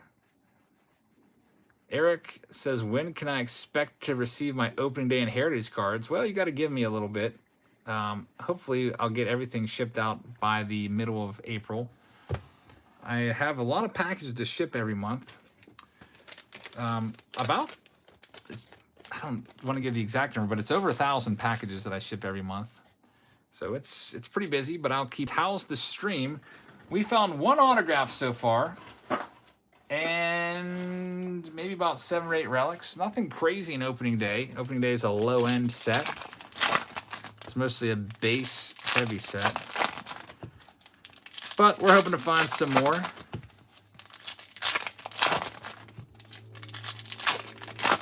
We're gonna go till about midnight tonight. Reddy says, don't cross the streams, Eric. Adrenaline says, open a couple Heritage boxes this time. Unfortunately, got 2 relics instead of autos. Yeah, that's the way it goes with Heritage. There's more relics than autographs, always. I don't know what the shakedown's going to be this year. Hopefully, it's going to be almost even. Heather's betting for a 1 a.m. Well, I did put a curfew of 12 a.m. on here. We'll just open the rest on Mystery Box Monday. Partnered up with the Walk-Off Wax box, or case that they sent me. Hopefully there's some good stuff in there.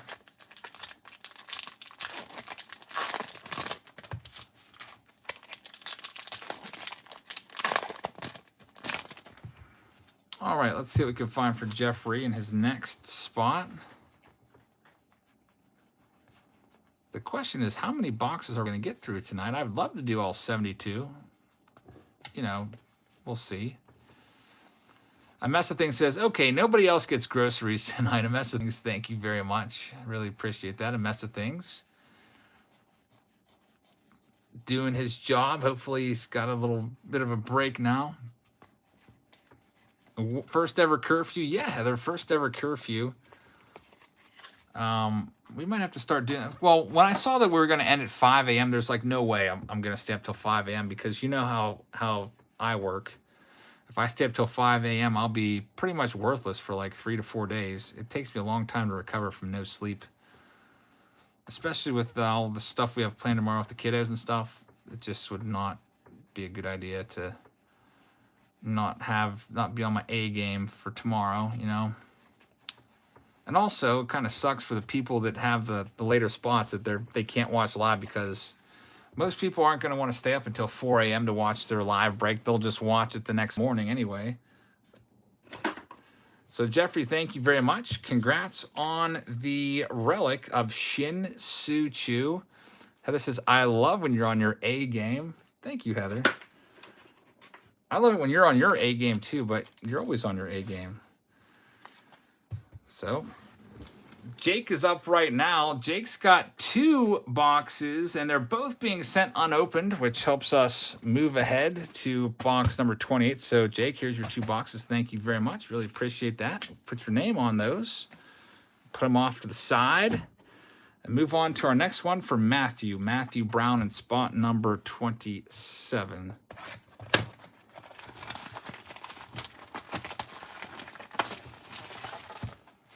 see what we can find for you today.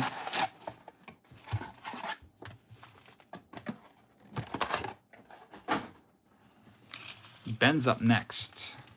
And the on deck circle. COL says Topps prints millions. I'd love to know how many of each card was printed. Wouldn't that be interesting to hear? I must have missed it, Radio. You'll have to just drop it again. If I miss a comment and you really want me to read it, you'll have to just drop it multiple times until eventually I see it. Cardmaster says, hopefully I can get some opening day on my channel. If you can't find opening day, you might be better off just going to your local card store. Most of them are going to have it for around 55 to 60 bucks, but some card stores are very fair and might have it for less than that. And they might give you their pre-order price.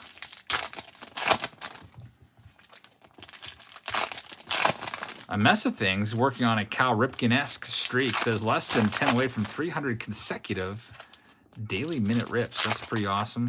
What positions do your kids play in their sports? They're at the age where they kind of play all over the place. They don't really have a set position. This is Olivia's first year back at softball. She took a couple years off, so I'm really interested to see how she does. Radio says, I said when Eric reaches 100K subscribers, he's going to do a 24-hour break. I might do a 24-hour break. That might be the only time that I do it. But yeah, it's possible. I'm really worried, though, that if I did go out on that 24-hour break, that the stream would just crap out in the middle of it, and it would just all be for nothing because it wouldn't technically be a 24-hour live break. The numbers would be all broken up. There'd be like 2 different live streams, one like 8 hours, one like whatever, 16 hours or whatnot. But yeah, it's a possibility. The power actually went out today 3 different times, which was kind of crappy. Let's see, did I miss any comments? Jeffrey says, I want to thank you. Nice way to get a relic. Well, thank you very much. Glad that you got one. Austin F says, if you do a 24-hour break, you have to have 24-hour cups of coffee. Yeah, I don't know. I'd have to have something to keep me awake. I used to do Diet Coke, but I'm kind of not buying Coke products anymore. Neil says, any word on the Chasing Mantle packs? Well, yeah, I want to do the packs, but I don't have enough money to buy them. The buy-in for the packs would be $149,000 to put that together. And I was like, when I saw that, I was like, man, I really want to do this, but that's I obviously can't scratch that together. Yeah, they're talking about doing like a PSA 3 as the chase card and a whole bunch of other stuff. So we got to try to figure something else out.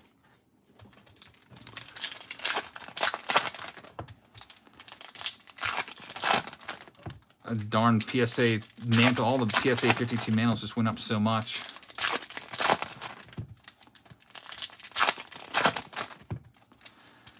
All right, Matthew.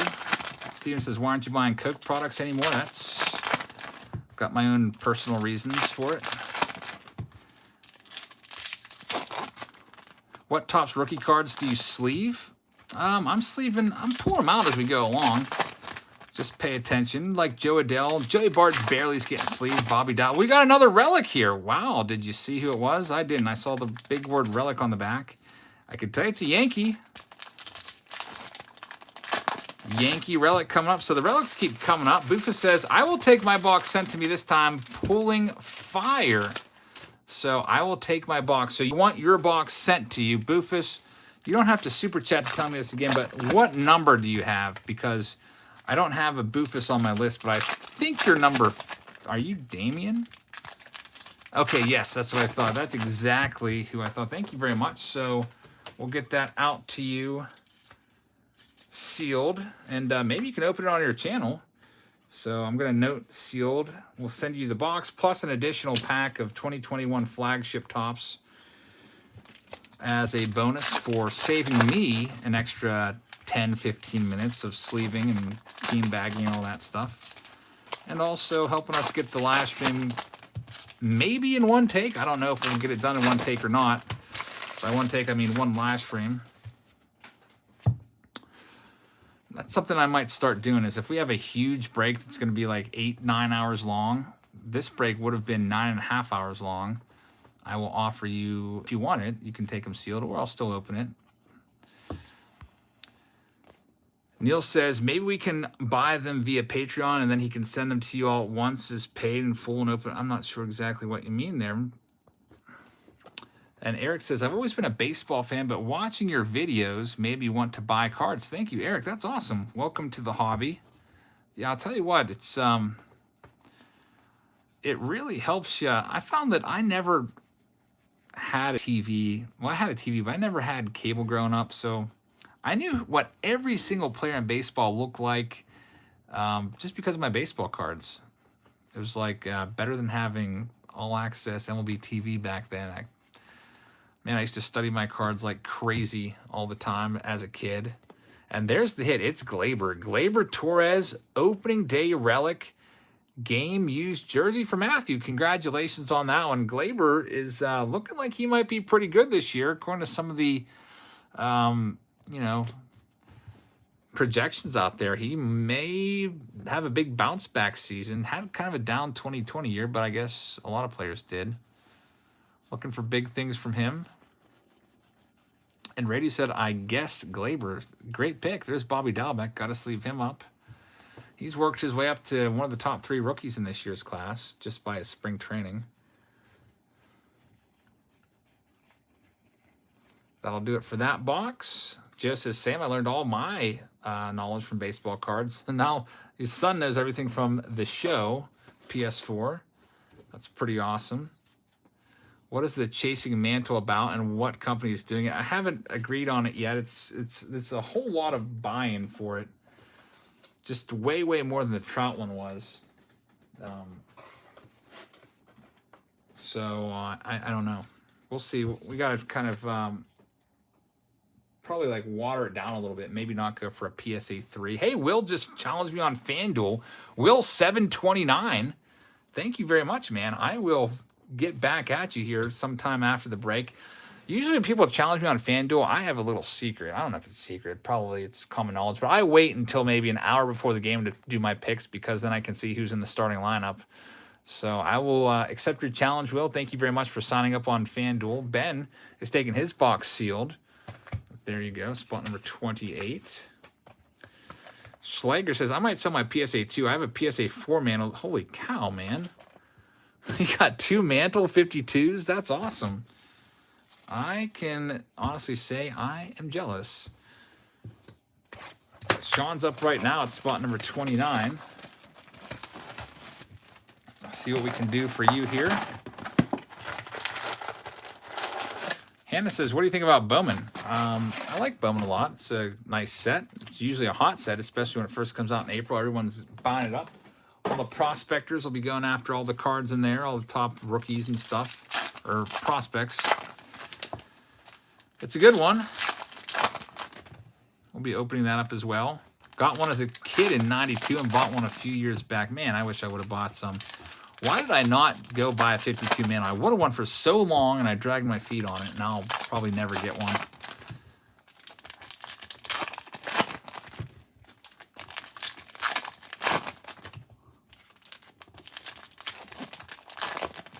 Brandon says, which grading company is the best in the business? I always like PSA. Personally, that's my favorite. Schlager says, I'm from New York. I heard the story of them dumping cases into the Hudson, and it was a dream to always own one. Yeah. Mantle was in that last series of Topps, which came out late in the 52 year. All the kids already pretty much had 52s. They were kind of over them, so they weren't selling that much. And so they had a whole bunch of overstock.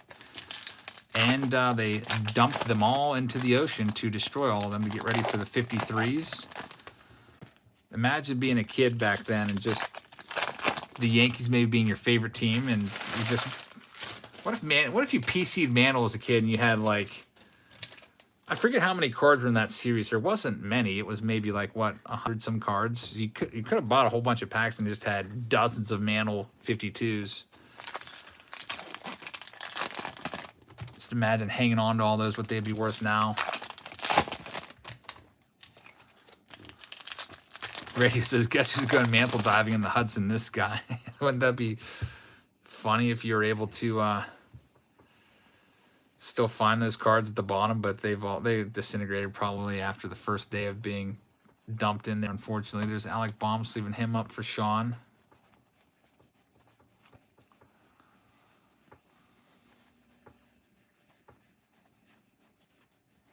There's Joe Adele, Joey Bart. I need to see some things from Joey Bart this year.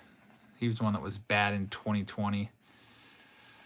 I'd be afraid at what I'd find at the bottom of the Hudson. There was the longest time where I was thinking about doing a video for you guys. Back when I was doing those baseball game videos where I'd go and catch the baseballs, I was thinking about renting a scuba outfit and diving to the bottom of the Allegheny and finding all the baseballs down there, because there's literally thousands of baseballs at the bottom of the Allegheny because they sink.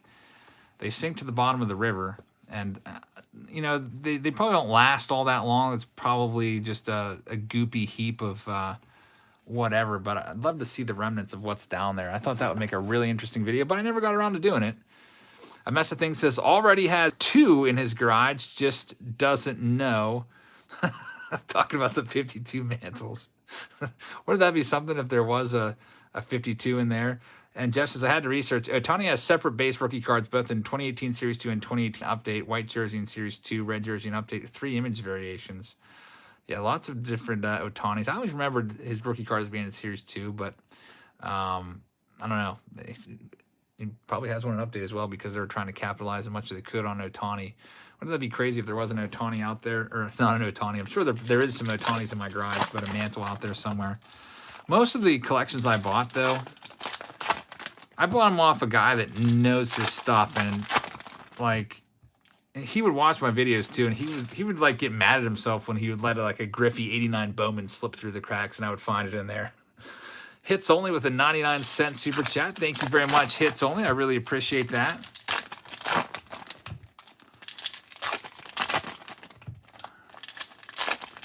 I'll tell you what, though, I do have possibly a line. I don't think I'm going to end up with them, but I may be able to track down a bunch of Mantle 52s for you. I told Heather the story.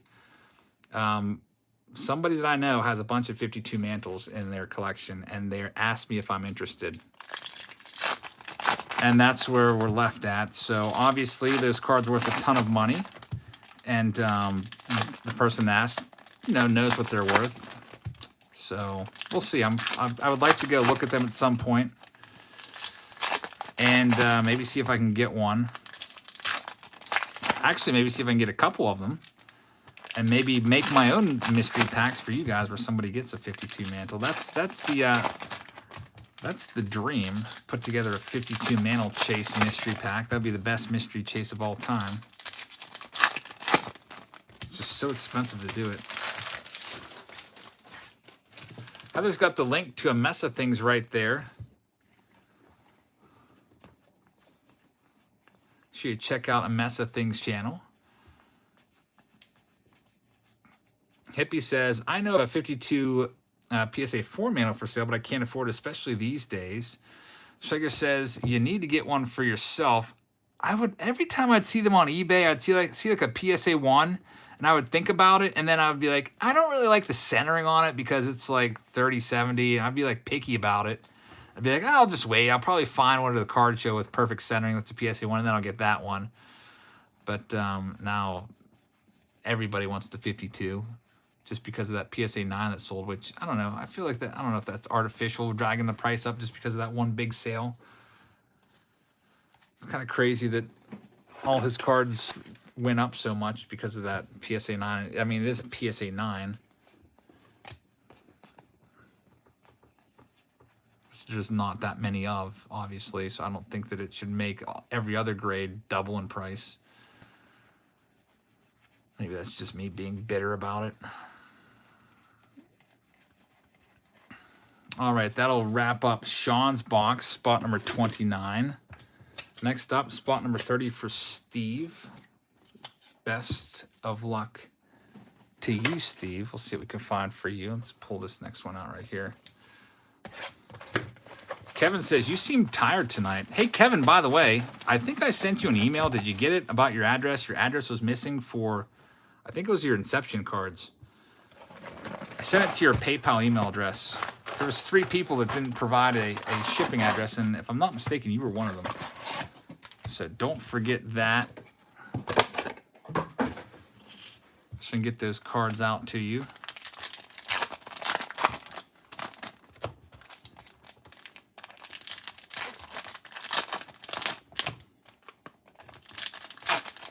All right, so Steve's up now, and then Patrick's got 2 boxes, and then Matt's got 2 boxes as well.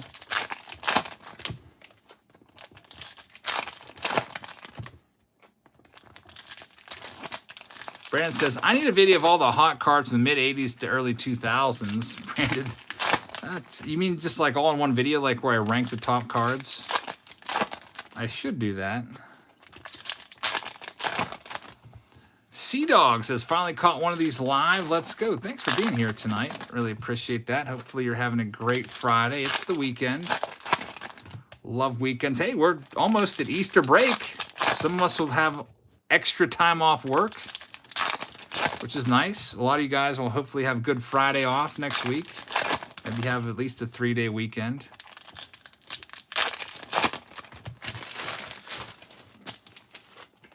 Looking forward to that. Me personally, I have just a few days of work next week before getting a nice break. And hey, Mandy's here, says, hey, Eric, I'm sorry I'm late to the party. Thanks for the nice hit. Could you say hi to my sister, Kelsey? She's a first-time watcher. Kelsey, thank you very much for watching. And Mandy, thank you very much for the support. Hopefully you're enjoying the breaks tonight of opening day. It's not the highest-end stuff. Sometimes we're breaking stuff worth packs for thousands of dollars a piece. These packs are about $1.50 a piece, but they're still fun to look at and find hits. We have found some relics tonight and 1 autograph so far. But Kelsey, thanks for being here. And, you know, if you find yourself looking for something to watch on YouTube one of these days, you can always watch one of our videos here. We've got a lot of them. Mr. Mick C says, can you send me that ripped Bryce Harper card? Unfortunately, that doesn't belong to me. That's somebody else's card to do with what they want. I mean, if you really want me to, I will go and find that same card and I'll rip it for you. I'll just rip a piece off of it and send it to you. That's basically, I think, what happened to it. John Singer in the house says Western PA support. Hey, John, what town are you from? I'm curious now.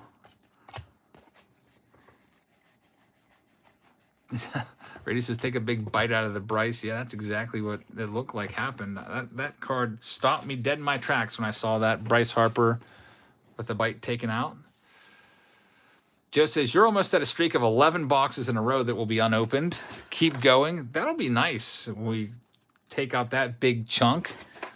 Make me feel like we might get through all this tonight. Thank you, Joe, for allowing us to send you your 2 boxes sealed. Check out Steve's next stack. John says, tuning in from LA, Los Angeles. Hopefully you're doing well.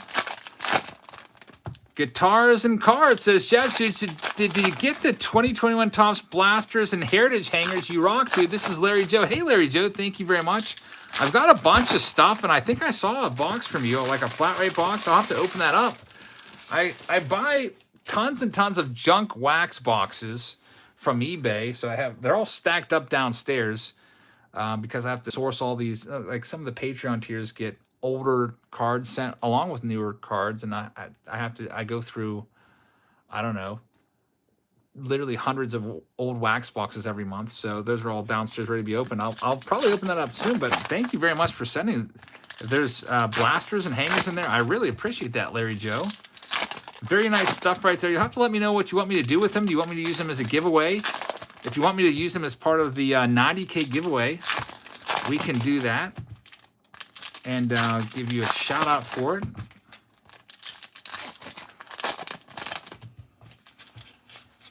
I know Dave Penn sent us a pen box to do for the 90K giveaway. 90K might be coming up sometime in April. We'll do at least 90 cards to give away. Hippie says, I love opening all the old junk wax boxes. I think I just picked up 3 cases of 88 Donruss within the last week. It's like all I can really afford. It's like 20-some dollars a box. Timmy Tea Time's in the house. Says, hope you and Heather are well. Thank you very much. Doing great over here. We're loving the nice weather. Hopefully, I saw it's going to be 73 tomorrow. We're trying to think of something to do tomorrow that's fun.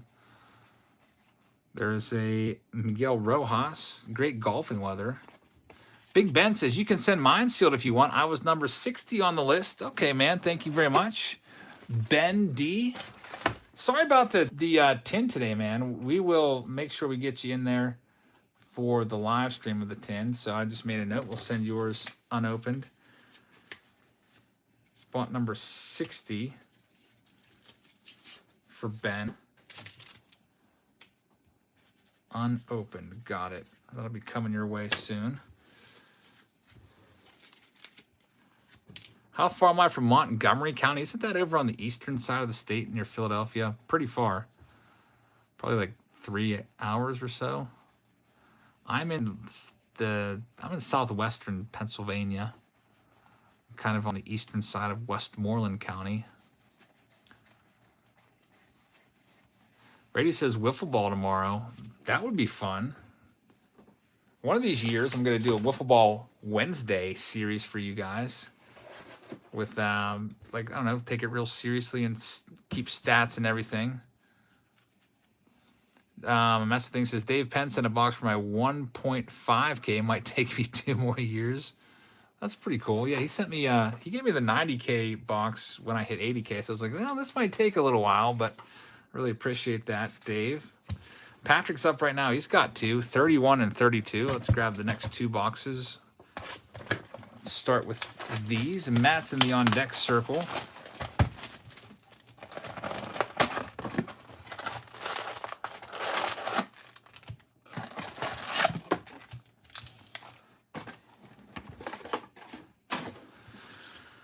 All right, Patrick, let's see what we can do for you.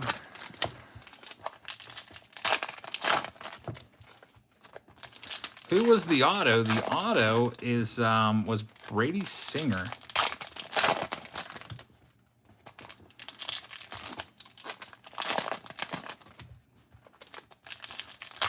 Schlager says, can you do a 91 Score Series 2 case strip? That's a good question. That series has a Mantle autograph possibility in there. And Kevin, thank you very much for sending the address. Hopefully you sent it right back. And I'll just have to verify that it's your actual PayPal address.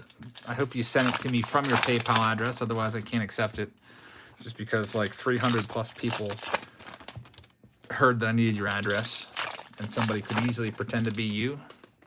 And those Inception cards are pretty good, so. We'll be doing Inception tomorrow for Saturday Showdown. Also, hopefully we'll do the Heritage preview video tomorrow, so a double upload day tomorrow.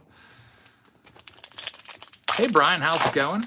Doing pretty well. Sunday, I don't know, I've got a Grand Slam Card Club box to do as well. I've got the Jabs family box to do as well. So lots and lots of videos coming up over the next couple days. Montgomery County is near Lancaster. Okay, so that's probably like 3 hours away. Not that far.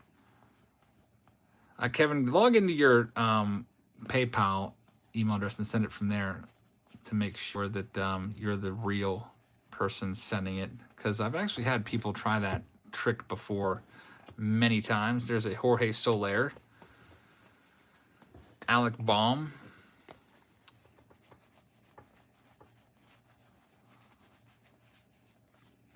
There's the kid, Ken Griffey Jr. Dylan Carlson coming up. Austin works for Montgomery County now. Really?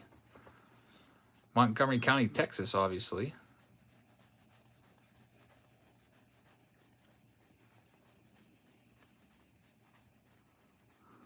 There's an opening day parallel of D. Strange Gordon. A mess of things says, looking for ideas for high-end pack with a guaranteed auto at less than $100. I'm trying to think. Guaranteed auto. Can maybe go with Chronicles. Those were less than $100. Not always a guaranteed auto, though, but high chance of finding a hit in there. And a super chat from 357 says, "Hi, Eric. For your information, eBay has a 2011 Topps Update hobby box, not jumbo, for $10,000. You're trying to get me to buy another one of those, huh?" Maybe. I think I saw a jumbo on there. I look every now and again. The jumbo is like 16,000, and there's a few hobby boxes on there now, ranging from, when I looked the other day, there's one for 17,000, one for 14,000.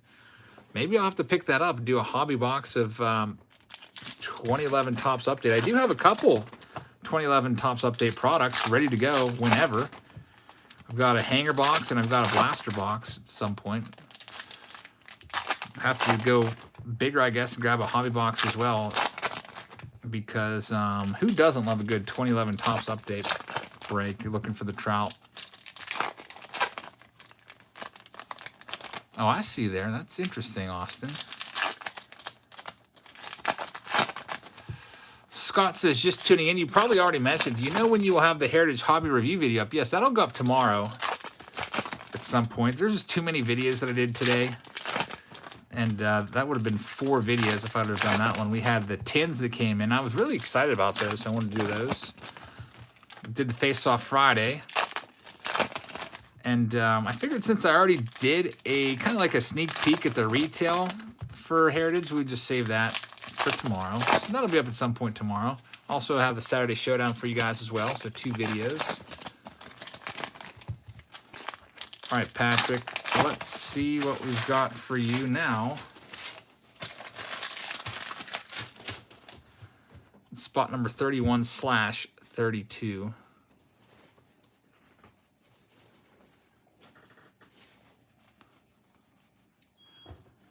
We've got an Aristides Aquino right there. Big Hits Baseball says, just stopping by to say hello. Hope you guys found some big hits. Big Hits Baseball, thank you very much. With opening day, it's kind of tough to find big hits. There's some nice cards, but nothing worth, you know, hundreds of dollars or anything like that like we usually find when we're doing a large-scale break. There's a Ryan Mountcastle.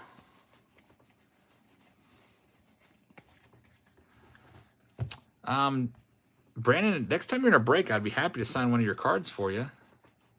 Just let me know in the video, and I would sign one. I could sign one of these cards. I could sign your name card. You can send me an email, but send the email pretty often because I get hundreds of emails a day, and it might get buried. And it's tough to remember a request like that with the amount of packages. But you know, I have no problem doing that.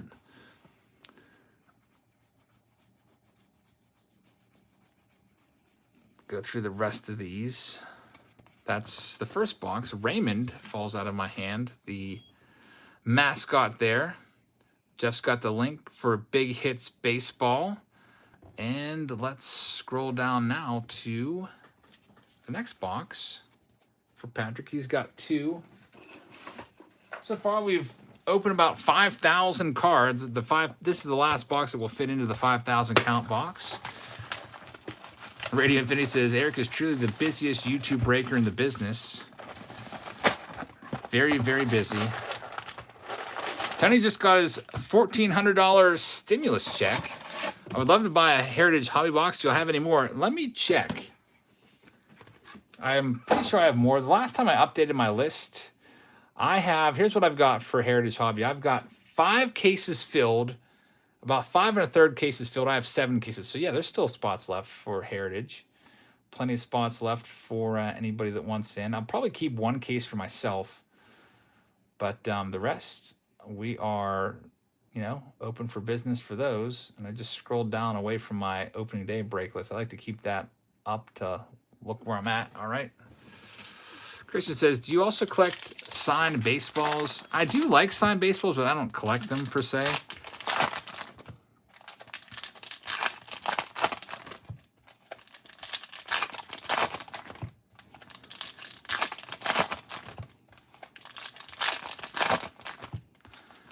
All right, Patrick is up now. He's got 1 more box than Matt is going to be moving in. spots 33 and 34.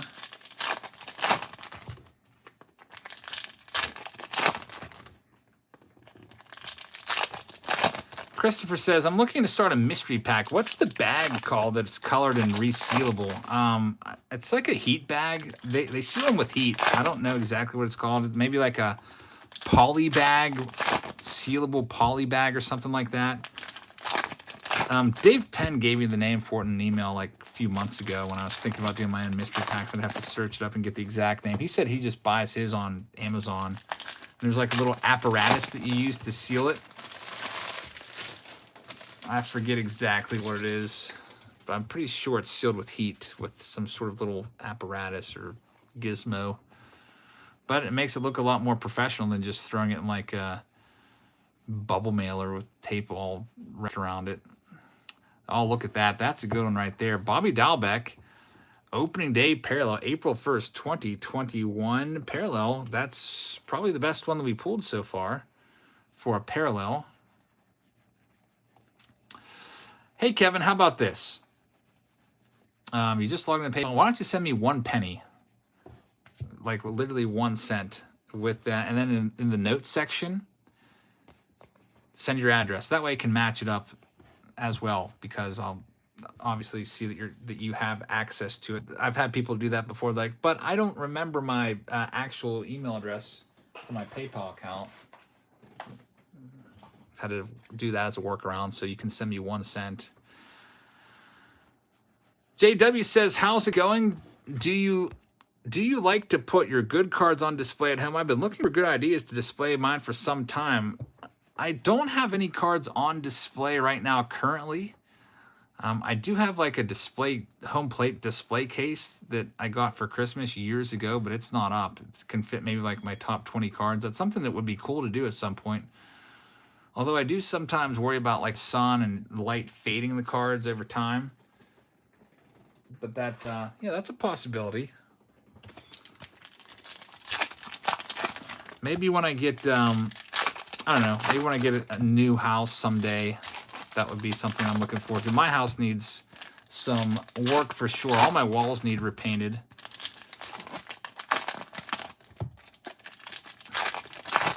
From the kids when they were in their prime toddler years, drawing all over all the walls. Maybe that's something we could work on this summer. See, Kevin, hey, I got your 10 cents, and I see your address on my screen right now. So, yeah, maybe that was it. Mylar bags. Yeah, Mylar bags, Christopher.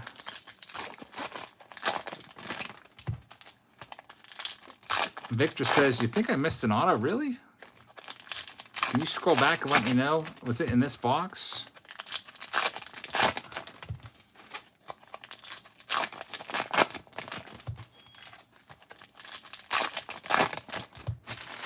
Are you teaching online, Connor? We're doing like a, yeah, we're doing a kind of like a hybrid in-person and online at the same time.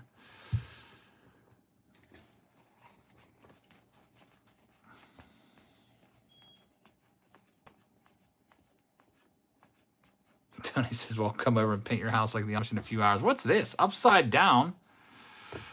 Ahmed Rosario.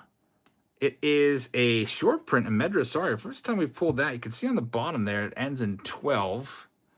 And why is that upside down? Maybe it's not a short print. All the other cards are upside down as well. We'll have to, now I'm going to pay close attention to see if I see an Ahmed Rosario again. There's Casey Mize. Something's up with that Rosario. I put it in the sleeve pile, even though it doesn't appear to be a short print. I don't know. Oh, this is a good one right here. So, Alec Baum, very nice one right there. Opening day parallel.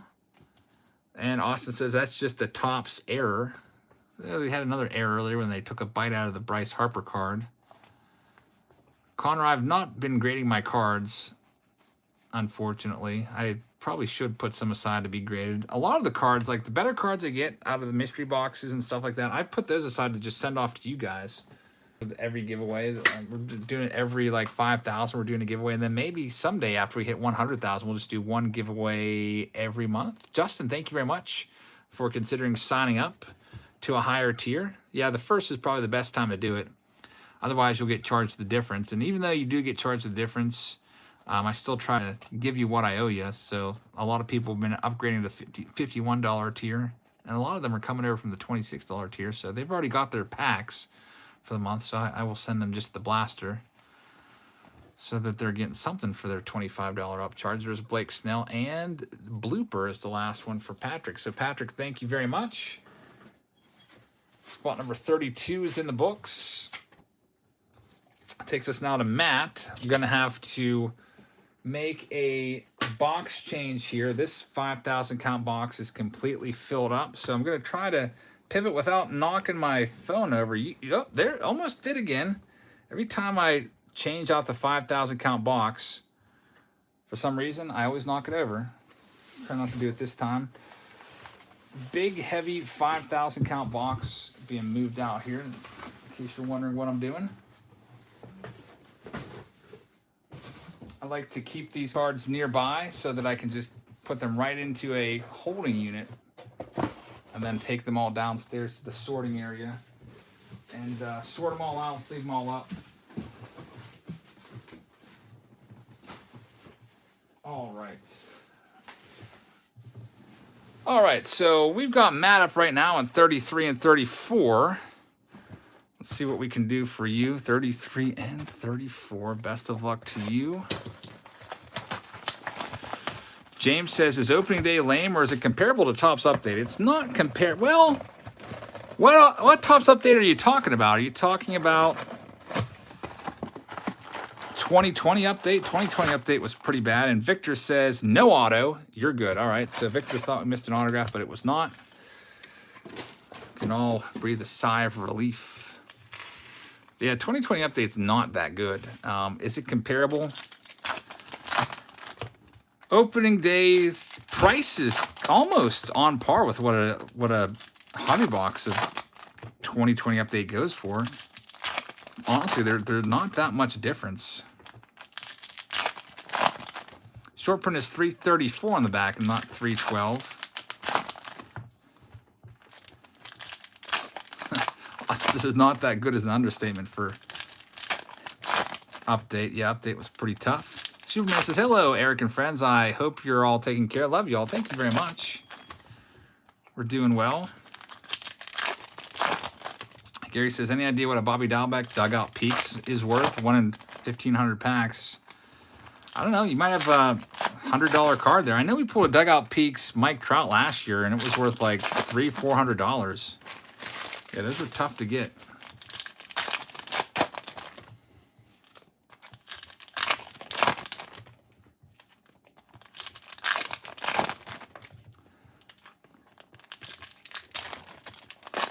Austin says, I like the autos that have come out of 2020 update, but rookie-wise, it's terrible. Yeah, it is pretty weak rookie-wise. The best rookie in there is just a re-rookie, Randy Rosarena. Jeff says, great break tonight. Love the curfew idea. Thanks, man. Really appreciate that. It's something we'll have to institute, especially on school nights for larger breaks. When I saw that if I did every box, we'd end around 5 a.m. There's no possible way. I think the latest I've ever broken to is like 2:30 in the morning. That might have been like 2019 Series 2, that 9-hour break I did before. Right now, in case you're wondering, I don't know if anyone has a calculator handy, but let's see here. We're on box number 33. So far, let me figure this out. How many boxes did I not open? 1, 2, 3, 4, 5, 6, 7, 8, 9, 10, 11. So we've opened 21 boxes tonight because we did one in the preview video. So 21 boxes in 154. So Heather, if you could, take 154 divided by 21. And now multiply that by 72, and that's how many minutes we would go, and then divide that by 60. So it should get probably around 9 hours or so. You can let me know if you can figure that equation out. But that's how long the expected live stream was to be. And when I saw that, I was like, there's no way that we're going to be able to do this. Jeff's got the link to Jeff Becker's channel. Thank you very much, Jeff, for the super chat. He's got a great channel over there, and he's really, really knowledgeable. Heather says 8.8 hours. So, yeah, about a 9-hour break. I guess my pace is a little bit faster than last year, just a tad bit faster. I think the super rip method that I'm doing here is making us, go a little bit speedier, but not by much. So, yeah, it would have been a 9-hour break. We started at 8:15. That would have put us at 5 a.m. So that's why I'm instituting the curfew and also allowing anybody that wants their box sealed to we'll send it to you sealed in a priority flat rate box.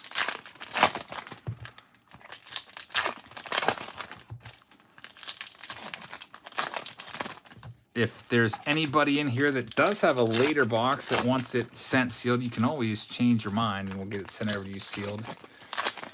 We are coming up on a nice run of unopened boxes. I think Joe said 10 in a row coming up at one point, so that'll fast forward us. Otherwise, if we don't get to it tonight, we'll get it opened live for you on Mystery Box Monday.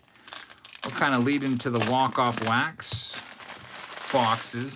Hopefully those are decent. Austin says, the sound of packs being ripped is just so relaxing. Yeah, it's the ASMR, I guess, community would love that sound.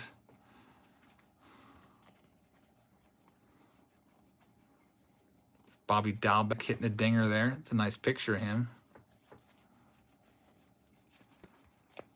Got an opening day parallel of Nico Horner. Found his rookie card in one of the packs today out of the 2020 Heritage box. Did anybody get a chance to watch the Face-Off Friday? It was kind of a tough call for me. Did I make the right call? Did 2021 really end up winning it? That's what I thought ended up winning. Kind of got a little confusing there because we did have a hit in one of the boxes, but I don't know. Did you agree with me? I didn't get a chance to go back and read the comments yet. Dennis, no sleeve for Davy Garcia. I don't consider him one of the top 7 or so rookies in this year's class. Joel says, you must be tired of Series 1 a little bit. I'm ready to move on to Heritage and get something new. There's a Casey Mize. All right, so Matt, your first box in the books. Here's your second. Timmy T Time says Eric's Garbage Man's going to get a voodoo doll made of him pretty soon. Brady says, do you have a smoke detector beeping? That's actually my security alarm. I'll have to go see what the fault is on it.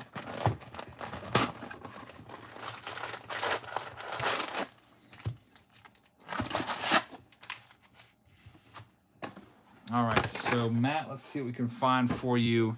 It's spot number 34. Yeah, there might be a low battery on something somewhere that needs replaced. If it's really bothersome, I can go and hit the reset button on it. Kevin says, thanks for introducing me to Grand Slam. I had 6 hits. That's got to be a record. 6 hits in one box. Pretty good. Yeah, Mike Bell. Rest in peace, Mike Bell, 357. Bench coach for the Twins. Brother of David Bell. And, yeah, passed away from cancer just either today or yesterday. Really, really sad news. He was only 46 years old. So keep the Bell family in your thoughts. I think his father was Buddy Bell, which a lot of you guys remember Buddy Bell's cards growing up. Neil says, I think you were opening packs so fast you made some smoke. This is the slowest. This is the slow part. I'm opening all these packs. Kind of wish they just had, instead of 36 packs, maybe like 18 packs of 14 cards each. All right, Matt, let's check your next side of the box here, or the first side of your second box. Superman said, I had a very stressful day. This is soothing to me. Thank you, Eric. You're welcome. This is a nice way to wind down looking baseball cards, talking about baseball. Fitzy says, what's the best pull of the night? Honestly, the best pull of the night was probably Alec Baum and Bobby Dalbeck. Opening day parallels, probably worth, I don't know if they're worth $25 or so, but they might be. didn't have a chance to look them up on eBay. We also had multiple relics. There's a nice Garrett Cole. And we had one autograph so far tonight. Jeff says, we need opening day jumbo packs. Didn't they make jumbo packs for opening day of for retail at least? Thought they did. There's Joe Adele. I see Roger just sent me an email. Said that, I think it said Fortney. I don't know. Yeah, Roger, if you didn't get an invoice, it means we were sold out. And unfortunately, if you get an invoice, you made the cut. But there's a lot of, I think there was like 151 comments in the opening day signups, just a ton of them. I was not nearly expecting that many. I did my best to find cases, but I only was able to get so many of this product. We still have spots open for Heritage, which for my money is a better bet than opening day, but you know, some people might like opening day better. X James says a couple local guys are selling 2021 retail mega boxes for $110 a piece on OfferUp, and they should sell for like 70 to 80 bucks. That is frustrating. Don't they cost like 40 bucks at Target? The mega boxes, they're $39.99 at Target. I just got 3 mega boxes from Target in the mail with my what did I get? Was it my Heritage blasters? You were able to order 3, a max of 3. And John just signed up on Patreon. Thanks, man. Welcome to the $26 tier. You're going to get 4 new packs and 4 old packs sent to you. I'll get that out very soon. Ike is in the house. Says, hey, pal, another Friday Night Live break. Painting a Zion Williamson and watching the Jabs break. Thank you very much, Ike. I really appreciate that. Zion Williamson. If you haven't checked out Ike's work yet, you need to check him out. He just does awesome stuff. All right, Matt. Let's see what we can find for you right now at spot number 34. As we hit the 162-minute mark, which I love that number. One of my favorite numbers just because of the baseball meaning to it. 162 is the amount of games they play in a season. I always used to love looking at the backs of a card, and if I'd see somebody that played 162, I always had a little bit extra respect for them. Jeff says it's pretty easy to get 2021 mega boxes on eBay or Facebook Marketplace for 50 bucks right now. So yeah, don't fall for the 110 price on OfferUp. Devil says, do you think holding some 2021 Series 1 would be smart? I'll tell you what, I'm holding not just one or some. I've got cases of 2021 tops that I'm holding. I don't know if I'm going to eventually break down and just do a break of them or what, but yeah, I'm starting to put stuff aside for sure for investment purposes. But I think so. There's so many good rookies in here, like not like phenom rookies, but there's so many quality rookies that there's a good chance a lot of these guys catch on. I mean, even with like stuff from like 2016, 2017, like, man, a blaster case of like 2017 Topps Series 1 is like $500-$600 or more for a case, and they used to be able to get that case for $200 a couple years ago. I know because I used to buy cases of those for folks on Patreon. Matt, thank you very much. You're in the books. Next up, we have spot number 35, and this is for Sue, and Sue is having hers sent unopened. So, Sue, thank you very much. Here's your box. We'll put it in the unopened pile and give you the bonus pack with it as well for letting me send it to you unopened. Next up, spot number 36. This is for Nathan. Best of luck to you, Nathan. This is Nathan's first break with us, so I hope that you pull something good. Somebody asked, is this the $59 box you're selling? Yes, this is the $59 box. You don't really see boxes this much anymore. This is pretty much the lowest of the low-end boxes you'll see. Big League would probably end up being around here, but honestly, I bet you Big League's more than the $35 or $40 that it was last year. I bet you Big League is, I feel like everything is up at least 50%, so I wouldn't be surprised if Big League's a $60 or more box now, 50% of 40, 20 extra bucks. We'll see.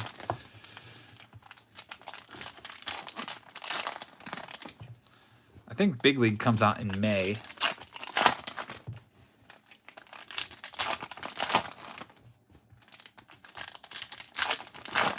All right, Nathan, let's see if we can hit you a relic, or maybe we'll find another autograph.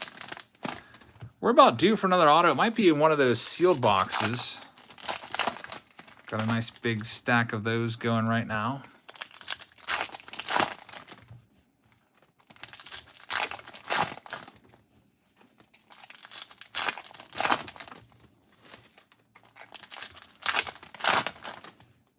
Kevin says double easy. So you think Big League is going to be like a $60, $70, $80 box?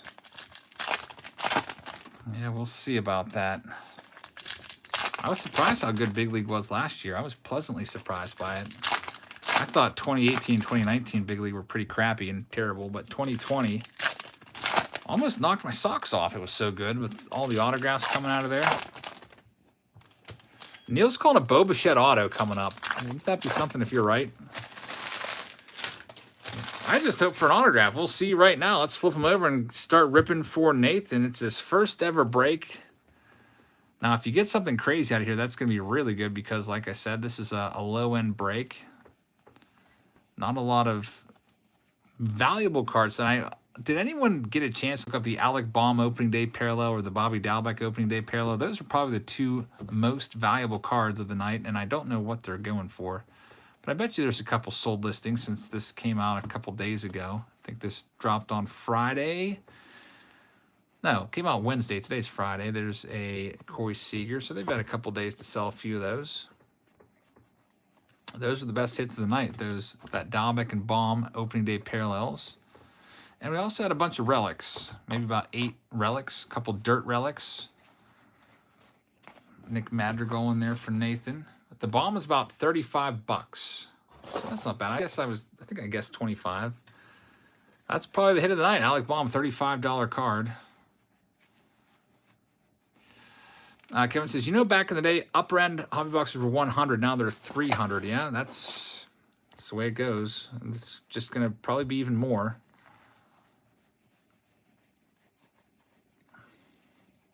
We're right. I don't know if we're right in the middle of the boom or not, but we're definitely in a boom period for baseball cards right now. An absolute boom, which has to make you nervous because whenever there's a boom, it's usually followed by a bust, especially with this big of a boom. So fingers crossed.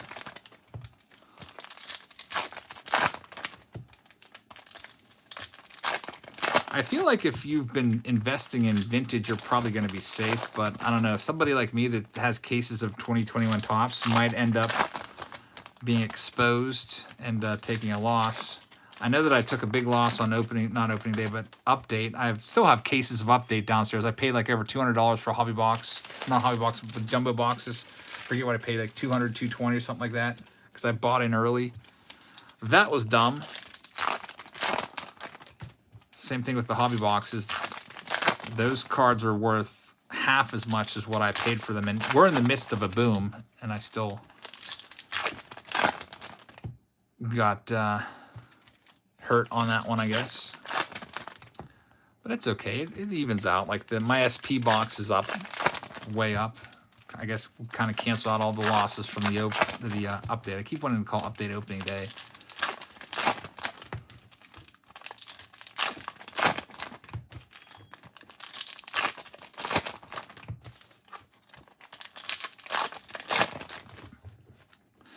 All right, let's see what we've got for Nathan here.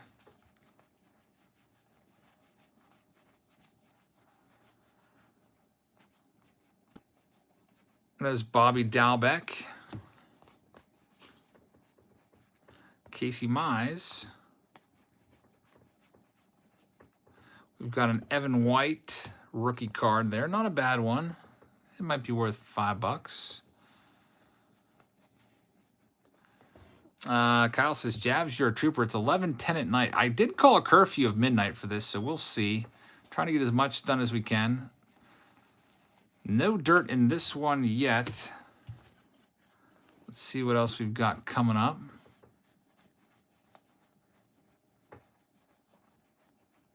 There's a nice opening day parallel of Rougned Odor. And we're going to wrap this box up now with an Alec Baum Gold Cup rookie card. So, Nathan, thank you very much.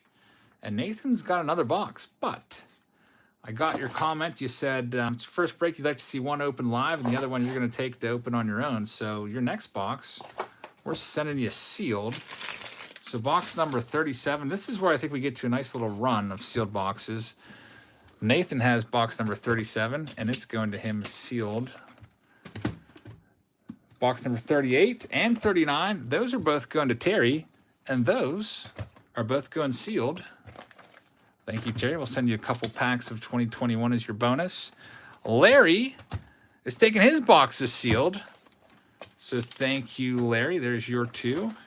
40 and 41. We'll get those sent out here hopefully within the next week or two. I'll probably wait and see if you guys have monthly packages as well and doubled up with that to save a little bit on shipping. Camille's up right now. It's 42. Once it's sealed, definitely will do that. Camille, thank you very much for allowing us to open that sealed. Spot number 43, Gregory is taking his sealed as well. So, Gregory, we'll put yours over there in the sealed box.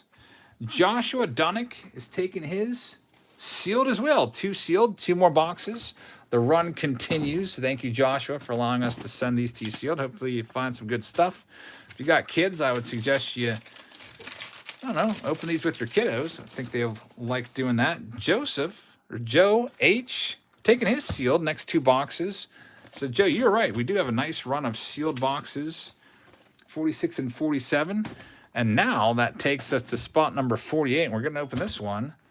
It's, I hope I say it right. It's Sohio. And Jason coming up, he's taking one sealed and one open. So let's go ahead and get to spot number 48. So we just hit the fast forward button in the break, and that's going to help us get through all these boxes a lot faster. Thank you, guys. Lion Cart says, hey, Eric, what's going on? Finally, spring break. That's awesome. I love spring break.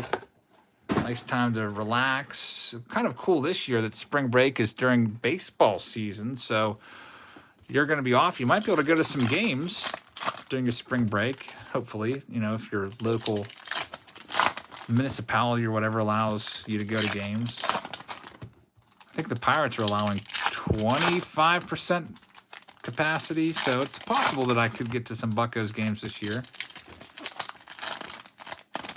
All right, so Sohio, let's see what we can find for you, and Jason's in the on-deck circle. Kyle says, Jabs, I've been meaning to tell you, I remember when I was 11 years old, opening a pack of 2011 Tops and getting Trop. I never knew its value at that age. I just found it again, and that baby is sealed. So, wow. You have a 2011 Tops update pack that's sealed, or you have a 2011 Trout. That's pretty awesome. That's an awesome find. Either way, good stuff. I'm hoping we get our Big Bat box, by the way, at some point soon. Does anyone have an update on them? They were supposed to send us a February box with a possible 2011 Tops update pack in it, but I haven't received the February or March box yet. I'm hoping that Noah's doing well. I know he's having some health issues. Anyone have any luck with the Big Bat box? Gaming with Logan says, I hope you're having a fantastic day. What are the prices for the next break? I got 140. Well, Heritage is, I think it's 149, so it's almost right there. Kevin, thank you very much for upgrading. I really appreciate that. I'll definitely have your address now every month. There's a Sixto Sanchez for Sohio. Ryan Mountcastle right there as well. Christian Pache. We'll probably allow you to take an unopened box of the tins if you want to keep your tin. I might send those unsealed as well. Jeff says Noah is shipping January Big Bat boxes right now and catching up on everything from February and March as well. Okay. I'm glad that he's looks like he's doing better. I'll tell you what, I saw the picture he put up on Instagram or whatever, and he his whole house was like filled from floor to ceiling with big bat boxes.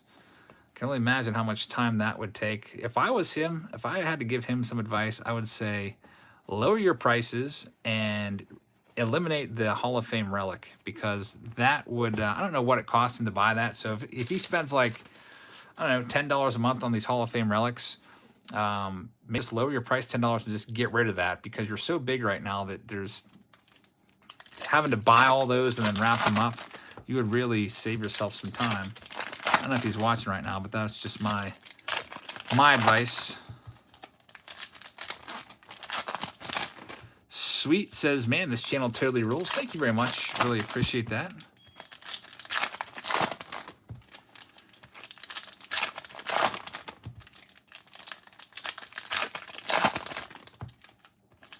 You know what? We might actually get through all this tonight. I'm seeing a more nice section coming up of unopened boxes again.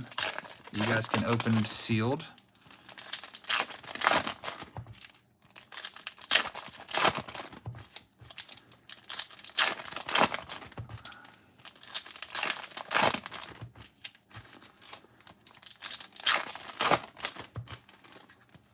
Grady says, me, my uncle, my gramp, and dad are watching you at dinner at Sonic right now. Okay, hopefully you got something good. It's been a long time since I've eaten at Sonic.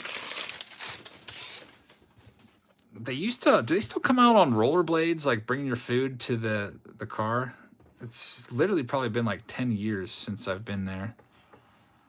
Cosmo Steel says, you need an assistant. Yeah, I'm thinking about maybe one of these days bringing somebody on part-time just to help. Heather and I can probably get a whole tier done in about 5 hours.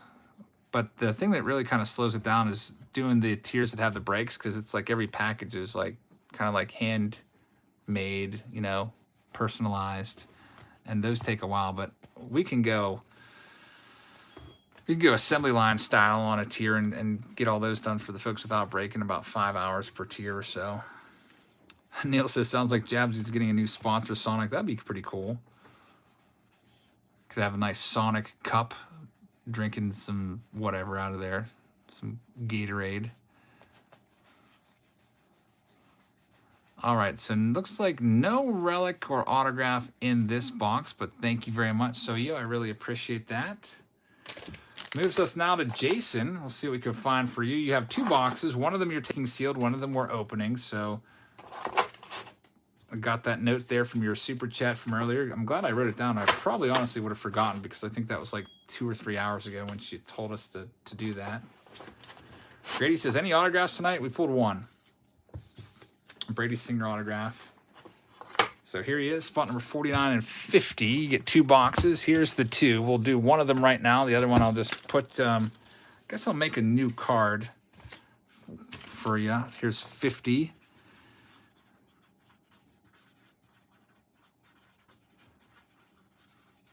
So we'll put this box sealed, and I will just make this one 49. Cross that out so I know that I already took care of your sealed box. All right, so here's spot number 49. Spectre says, what's the beeping in the background? It is my security alarm. Would you like me to go turn it off? We can take care of that, I guess, if you want me to, that beeping. I guess I'll go take care of that right now before we open this box up. That beeping is also annoying to me. I'm going to go hit the reset button on my security system so that beep every 30 seconds does not bother you anymore. I'm going to take care of that now.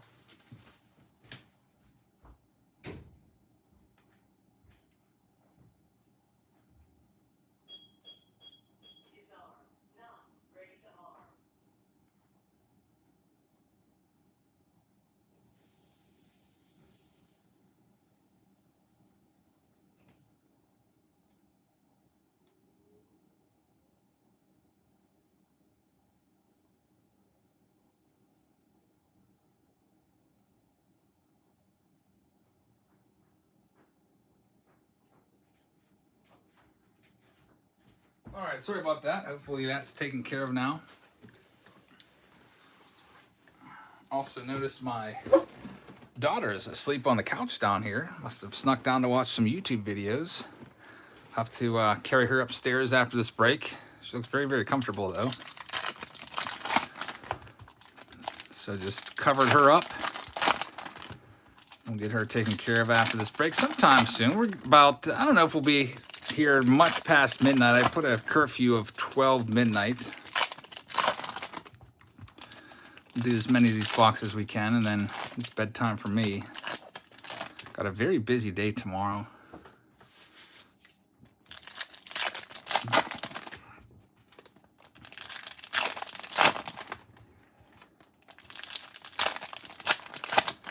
Kevin, I just got the notification that you just upped your pledge to 51 bucks. I'll get you a $51 Patreon package out by Monday at the latest. You'll have a Series 1, flagship Series 1 Topps blaster box in there along with 5 other packs. Dave says, I've been in and out tonight. Any autos? Yep. 1 autograph so far tonight. That's it. Not a lot of base cards in this, obviously. A very base-heavy set. That's basically what opening day is all about. Put the set together. All right, man. It feels like I was opening those packs for like 15 minutes. Let's see what we can find for you. It's spot number 49. Shohei Ohtani in there. Bobby Dalbec, sleeve him up for you. Need to find another autograph soon. I feel like we're about due. Hippie says, hopefully his card won't take a dive with the broken wrist. Who are we talking about exactly? Who's got the broken wrist? There's Mount Castle right there. I know that Eloy Jimenez has a like a messed up pec. Torn pectoral muscle. Philip says, will you have a Jabs Finley box this month? I will. I'll put it together.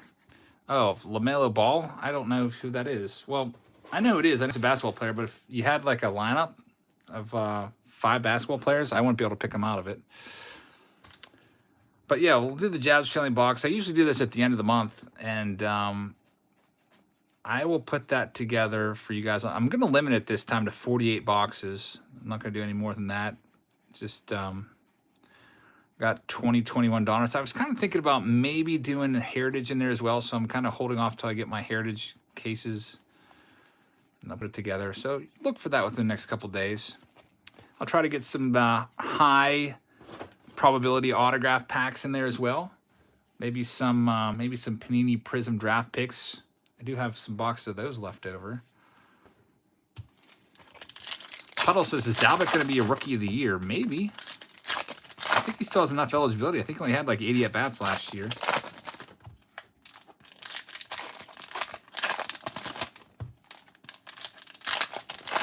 Beloved Chain said, I've ever played MLB The Show on PlayStation. I used to play it a lot, but I haven't played it much recently.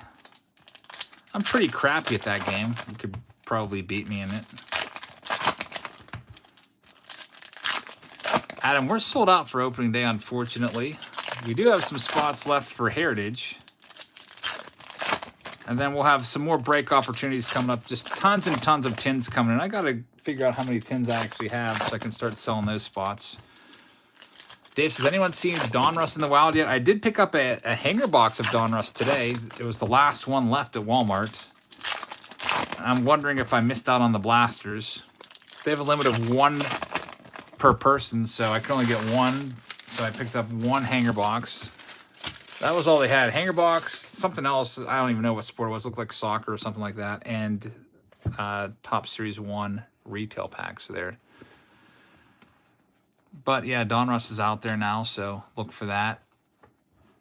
I don't know if they have blasters yet, but I can tell you they definitely have hangers out. All right, let's see what we can find for Jason. And oh, look who it is. We're just talking about Eloy Jimenez with that torn pectoral muscle. He messed it up trying to rob a home run in spring training. I'm just thinking, come on, man. It's spring training. You can't be doing that. Just stand there and watch the ball go over the fence. Now look. You're like one of the key cogs on that team, and now they're without you. It really stinks. Let's see what else we can find. There's Joey Bart. We have an opening day right there. Hey, Adam, how's it going, man? Yeah, you're the one that has this stack of cards you want me to give to kids. I actually still have those in a stack, and I'm planning on taking them to a card show at some point. I think I'm just going to put them in team bags and then give them to kids at our next card show, but I haven't been to a card show since I processed your break, which I think was last week. I processed it, got your all of your top rookies and Mets cards sent out to you. Hopefully you got those in the mail. But yeah, thanks, man. There's a stack of 2021 ready to go. So Jason, you are done. That takes us now to Todd. It's spot number 51. Todd said that his box can be sent to him sealed. So thank you very much, Todd. Go ahead and put that on the to be sent stack. And then Steve's got 2 boxes. There's your 2 boxes, Steve, 52 and 53. We'll send those to you. And now that takes us to spot number 54 is for Victor. So, Victor, let's see what we can find for you in spot number 54 of the evening. What do I rate the Heritage design, 1 to 10? I'd probably give it like an 8.5, just because it's the 72. I love that design. It's up there. I don't know. I'm not a big fan. I wasn't a big fan of 70 or 71. A Heritage, like what I mean is 2019, 2020 Heritage. Not a huge fan of those. I mean, I guess I didn't really like the designs that much, but the 72 design is a pretty amazing looking. When will Topps do 1980? Well, they up it a year every year that goes by, so 2021 now, what, 8 years from now? So 2029, we'll have a 1980 design.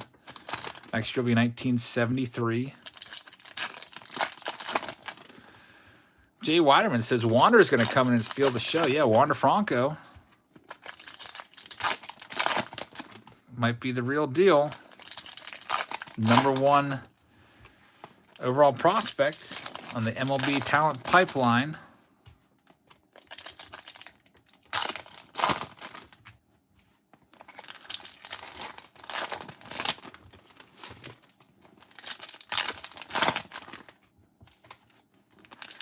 All right, Victor, let's start ripping through your stack and see what we can find. Best says that my jab selling mat has a scratch that drives you crazy. Yeah, right there. Man, it drives your OCD nuts. I'm due for a new breaker pad. I need to get with like a graphic designer and hire somebody to create like a new logo. Maybe some designs for like a t-shirt or some merchandise or something like that. That would be a great idea, and we could use that logo on a like a mat. So I don't know. I don't know where I would find a graphic designer that's like super good at what they do. I asked one of my students who's really into art. I was like, "Can you do like graphic designs?" They're like, kind of. And I was like, "Okay." I was just wondering. I didn't really go into it too much more because I want to get like someone that's really good that does it as their profession. I have heard of Fiverr, but are those people really good at what they do, or are they just kind of like, it's just kind of a hobby of theirs? I want to get somebody that's better than what I could do. My mood says, don't change your logo. Well, maybe at 100K we'll get a new logo. I don't know. We'll see. I'm due for a new breaker pad, though, for sure. I do not have any, like, JPEGs or any files of my logo.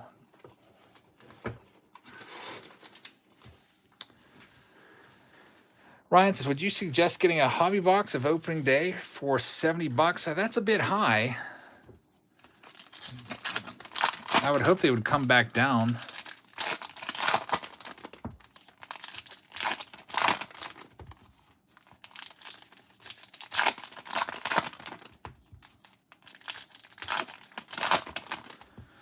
Beloved Chain says, how long have you been on YouTube for? I made my first video in February of 2016, so 5 years I've been on. Chris says, it's what I do for a living, Eric. Chris, do you think you'd be up for making some logos?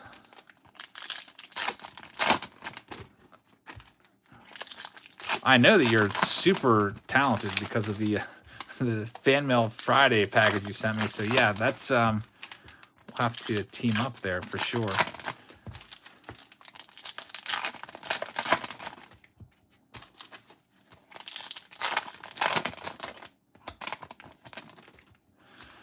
Yeah, maybe we could have a couple different logos and have the folks on Patreon, you know, vote and choose their favorite one.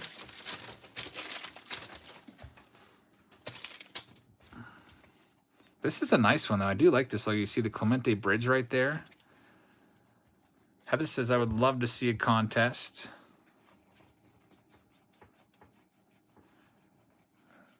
That would be awesome for sure. We'll have to talk about it. Heather's basically my manager and helps me come up with ideas and everything. So we'll have to talk about it tomorrow, Heather. Might be a cool thing for sure.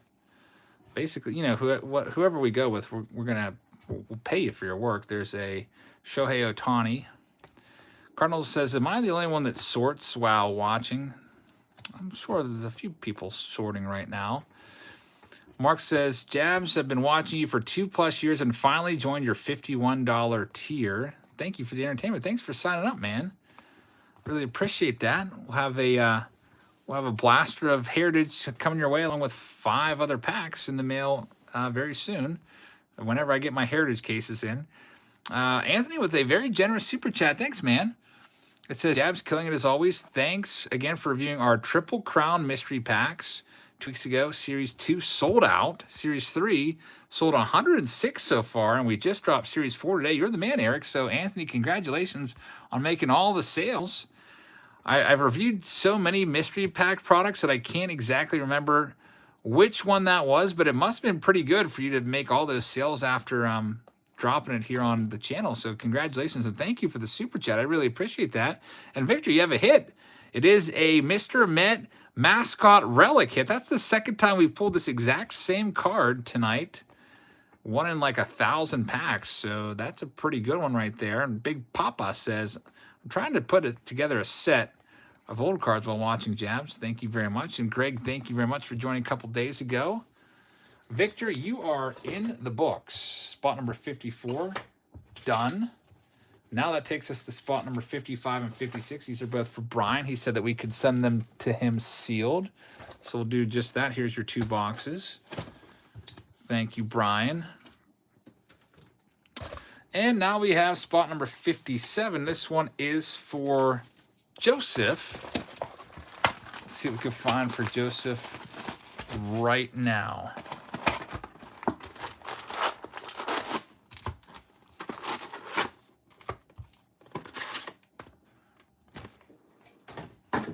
Maxwell says, what kind of sleeves do you use for relics with thick cards? They have a special sleeve that's called thick card sleeves. I just use those.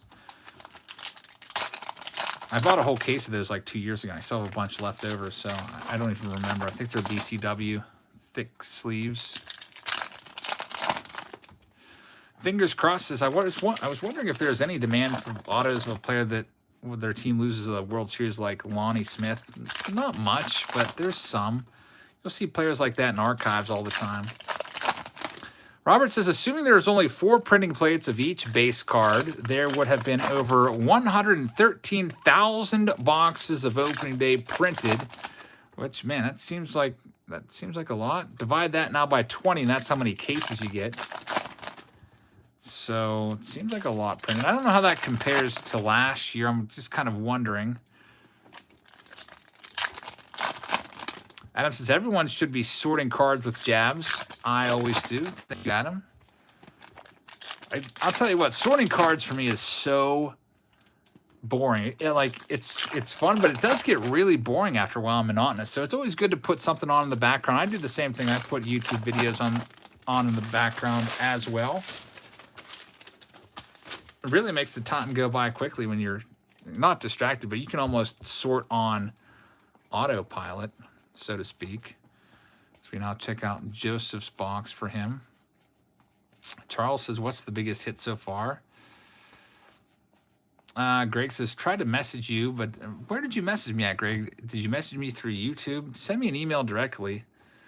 The cards, the uncut cards from Florida, Heather wants to get those, what do I want to say, framed, like professionally, and hung up in like a game room. So we're probably going to keep those if you're interested in buying them. I know there's an uncut sheet of 85 on eBay for like $900.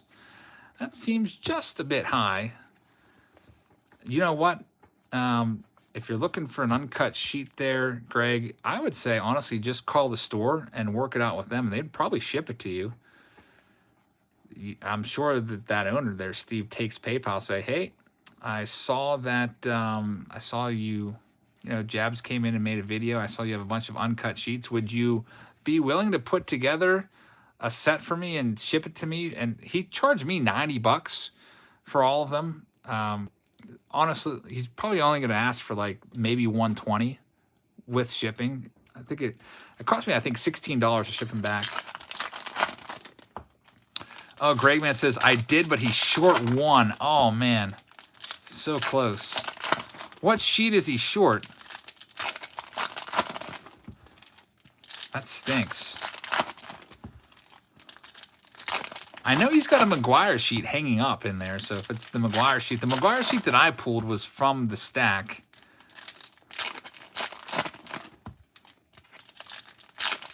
I guess, Greg, if I were you, maybe, here's the way I did it, Greg. There's 6 sheets. And the way I looked for it, I looked at the top left card in each one, and I used that as like my to identify the sheet. The top left card was all I looked at. There's 132 cards on each sheet, and it got confusing trying to figure it out. So that's how I just tried to identify. But yeah, if I were you, I don't know if I showed enough to let you know which one you're missing. You can maybe rewatch my video in 0.25 speed, which is super slow speed. And maybe you'll be able to identify which one it is. Someone just said they just tuned in. Sorry I missed your name because the chat went by too quick. But biggest hit so far, Alec Baum opening day parallel. It's like a $35 card. Nothing huge in this. I don't even think we've had a numbered card at all. Have we? All these boxes, not a single numbered card. I don't think they do numbered cards with opening day. If they do, we haven't pulled one yet. We have pulled about 10 relics, though. Ryan says, hey, are you still giving away some cards from spring cleaning? If you would, what's your email or Instagram? Ryan, you can send me an email. I have flat rate boxes that I had the kids put together. If you want to buy one of those, I will sell one to you. It's literally no work for me at all. I have to print a shipping label from you from PayPal and slap it on there. Could literally have it out tomorrow. Yeah, my email, Heather, if you want to, I don't know if Heather's still here, so you can drop it in the chat for you. I have large flat rate boxes going out to everybody on Saturday Showdown this week. The kids put together. Just gave them big box and said, here, fill these up. Just make sure they get different looking cards in each box. Thank you, Heather, for dropping that link. How you doing, Heather? You fading fast? Are you hanging in there?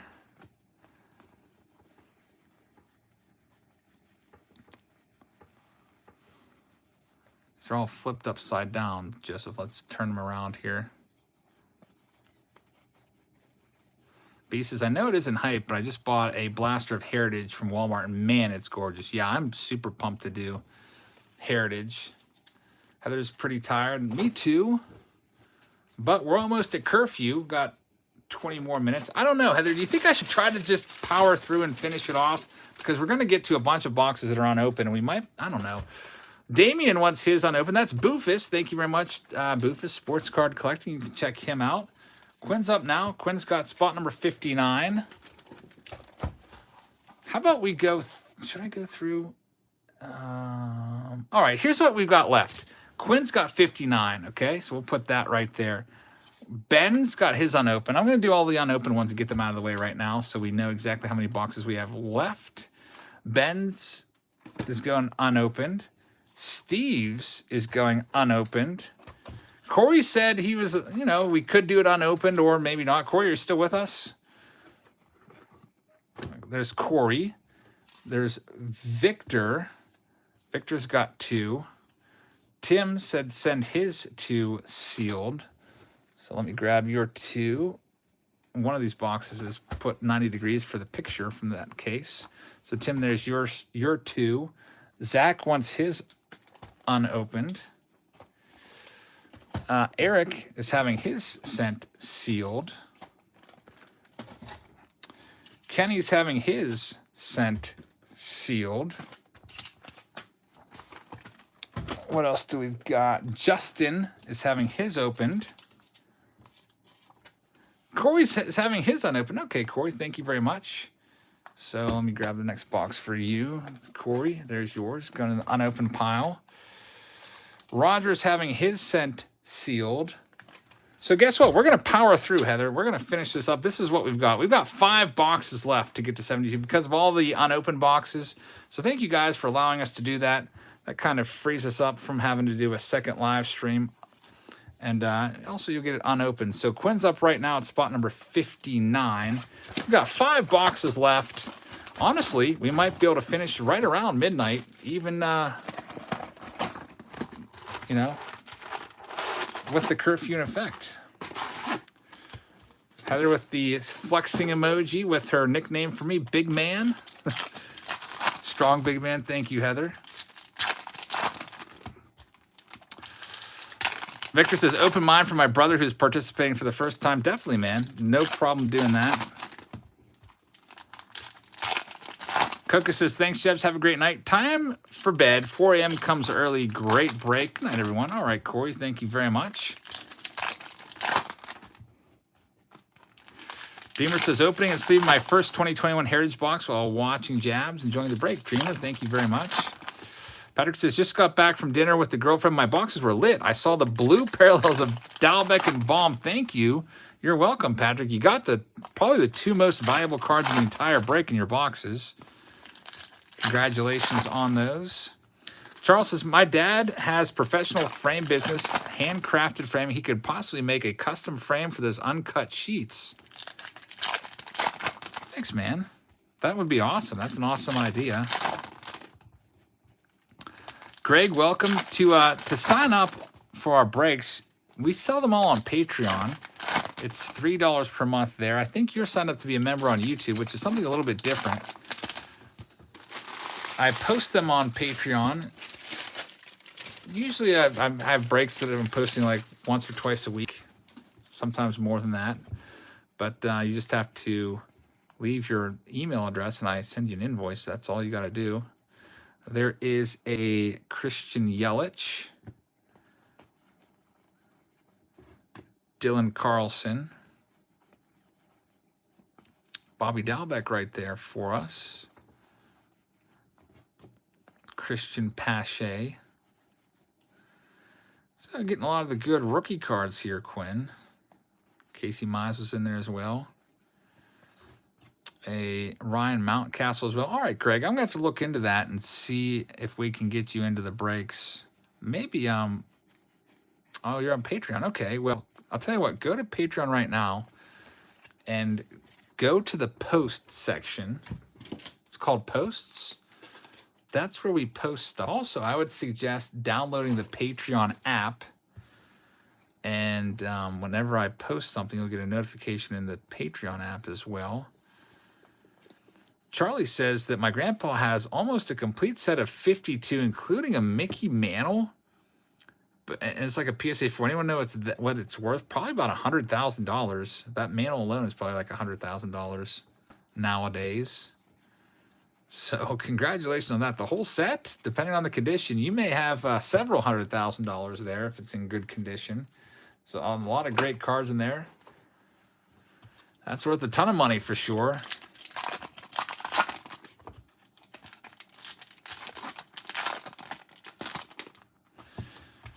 4 more boxes left tonight. Best Putter says, are sheets worth more? You mean the uncut sheets? I don't think PSA grades uncut sheets. They're tough to find. I really have only ever seen them twice. Once at the honey hole, which I only saw it because it was like hidden behind the counter. And I bought that. It wasn't even on display. And then at this card store down in Florida with the uncut sheets, really cool stuff. I wonder how many he still has left. I'm sure that when people saw early 80s sheets, that, like Greg said he was interested, he called the store and asked about it. I'm sure people went down there and maybe somebody grabbed that 82 uncut sheet with the bench on there, or the 84 uncut sheet. Forget who was on there, maybe Ripken. But yeah, those would look super cool framed for sure.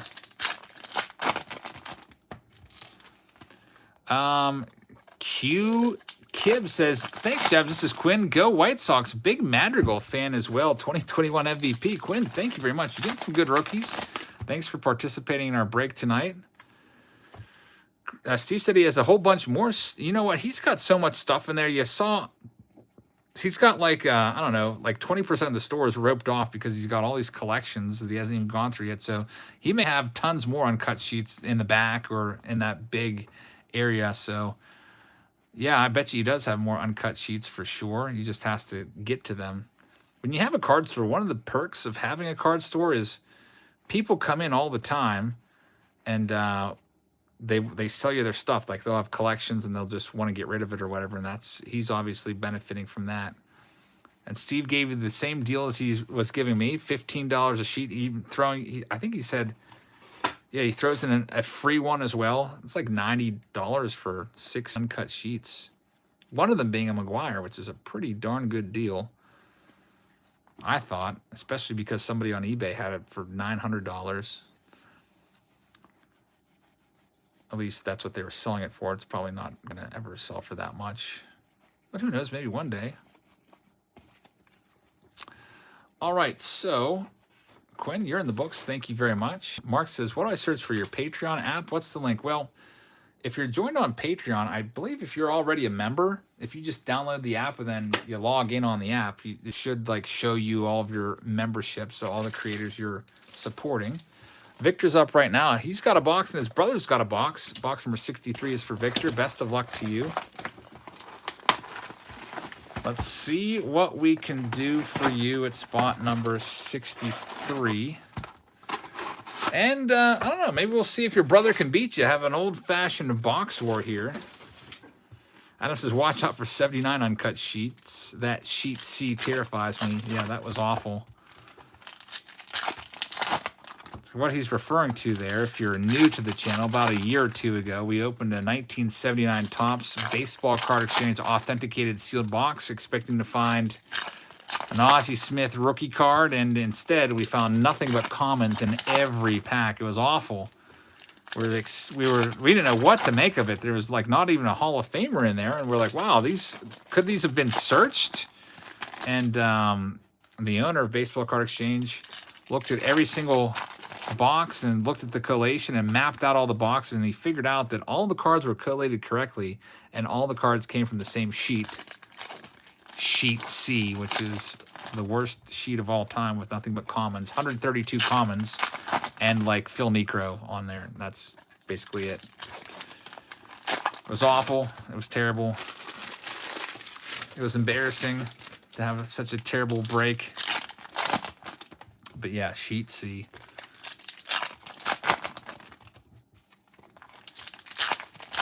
All right, Victor versus Paulie, brother versus brother. Who's going to get the better box? We'll see. Right now, let's get 2 more packs open and start going through this first stack here.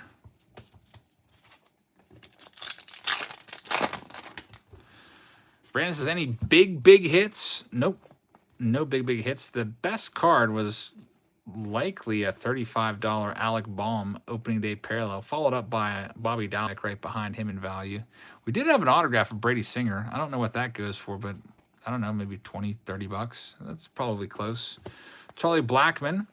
Patrick says, just upgraded to the $51 level. Looking forward to some shipments. Thank you very much. If you love Heritage, you'll be getting that. Also, if you just upgrade, I'll give you a balance of whatever I owe you. So if you're going from 3 to 51, I'll give you all the stuff on the $51 tier. If you're going from, say, 26 to 51, I'll still owe you a blaster box.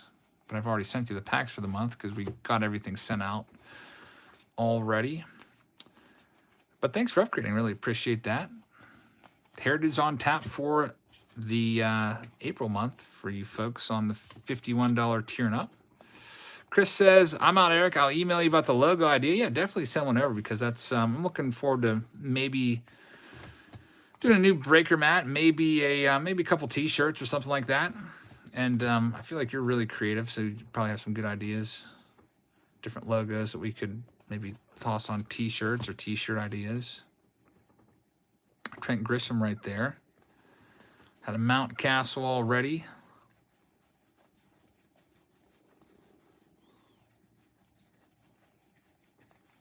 Ralph says, I watch all your old posts. This is my first live video. Welcome, Ralph. Thank you very much for being here. Thanks for watching all the old videos. There's quite a lot of them. Lots of different, like there's cards coming out every week. So yeah, we have, I think, 1,600 videos posted so far. Thank you very much for being here tonight. Glad that you caught our first live, or not our first, but your first live stream.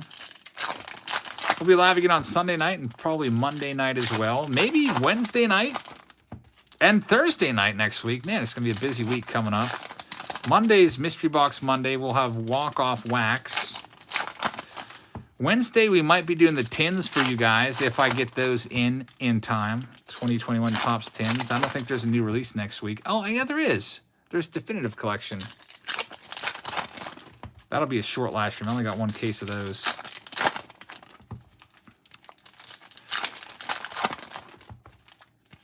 Kenny says, does John Waffen still haunt you? Not so much anymore. I used to be trolled by John Waffen cards all the time. J&J says Definitive is so nice. Greg, I only had 8 tins from Topps to do today, so a lot of people signed up for it wanting to get in on that. And I'll probably honestly just invoice everybody that didn't get in that with an invoice for the tin break so they can still make sure they get in the live stream. All right, Thomas, you should have a John Waffen tier on your Patreon. Yeah, maybe like a $32 tier in honor of his 32 stolen bases in 1982 or whatever it was. Victor says, are you going to record any more baseball game videos this year? I don't know if I'm going to do those anymore. What's this? What's that upside down? That Topps Air card or Air Collation card. The video quality on those videos isn't that great, so I don't know. Maybe if I did it with my phone or something like that. I don't know if I'm going to go ever catch batting practice balls again. Back-to-back Nolan Arenado cards. That's cool.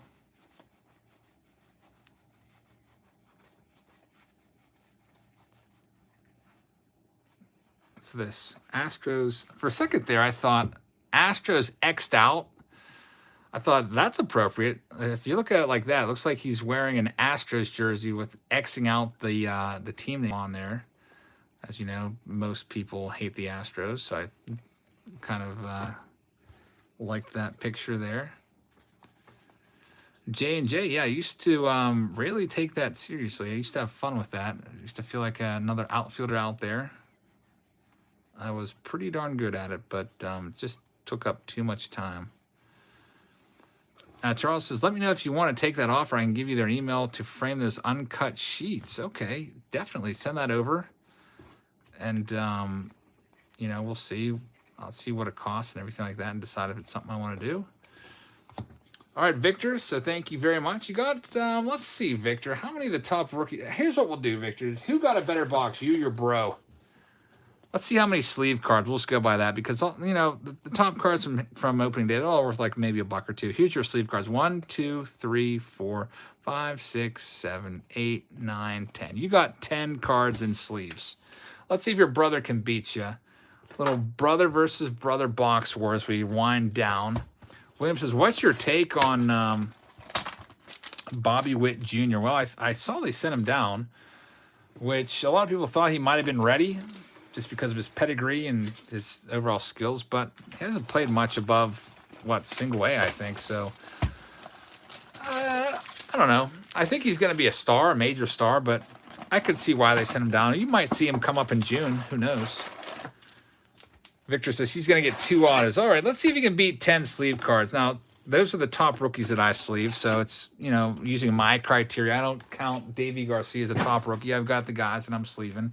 It's basically 8 rookies that I sleeve. And let's see what we can find now for your brother, Paulie versus Victor. I'm sleeving your parallels. Charles says info at, okay, thank you very much, Charles. Heather, can you take a screenshot of that? If we wanted to get those framed, Charles has some information there.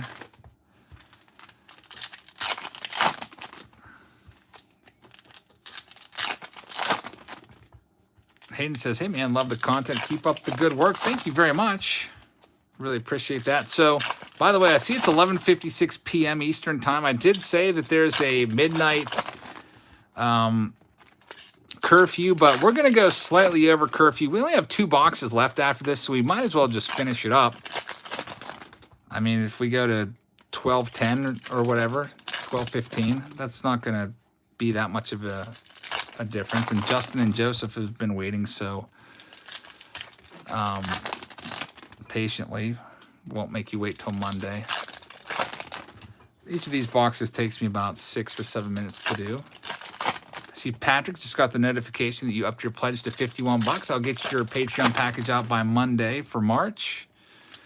I heard that, Mike. That's great news. Mantle back with tops. Good stuff indeed.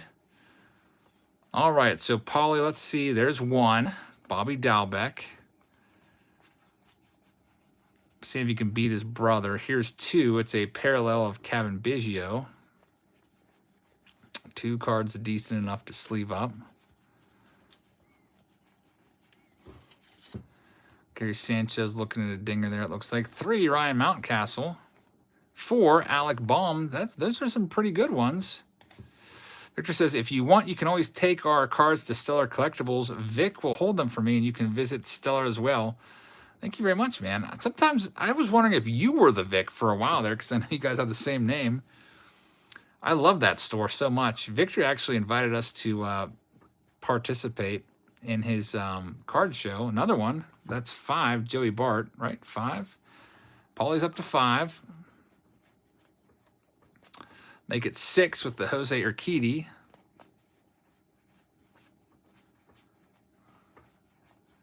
And he's only halfway through the box. You may have the better box here. He's got 6 hits and 1/2 of the box left to go. Justin's in the on-deck circle.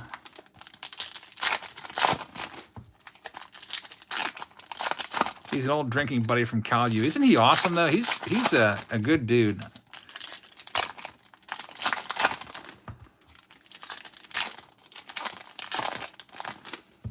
Kevin says, why does Topps put out Series 1 before opening day? It's a good question. I don't know. I kind of like it the way they do it right now. I feel like opening day, if they put that out first, that would kind of spoil Topps for me. Like the main flagship. I feel like the way they do it's perfect.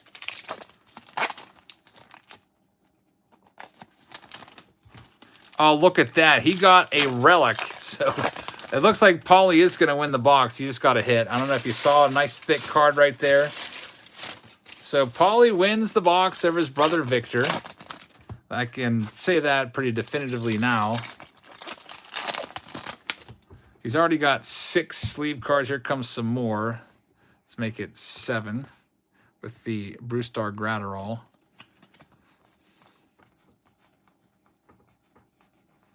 Victor says he always does. 8, Christian Pache. He's one that I'm always sleeving up. That is Bo Burrows, not Casey Mize.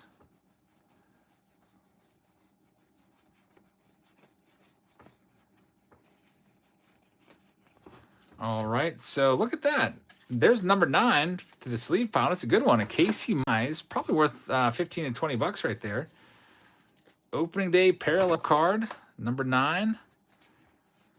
Charles says, Eric, if the frame thing works, I'll send over some Bucco cards and Luis Robert rookies. Okay, thank you very much. I really appreciate that.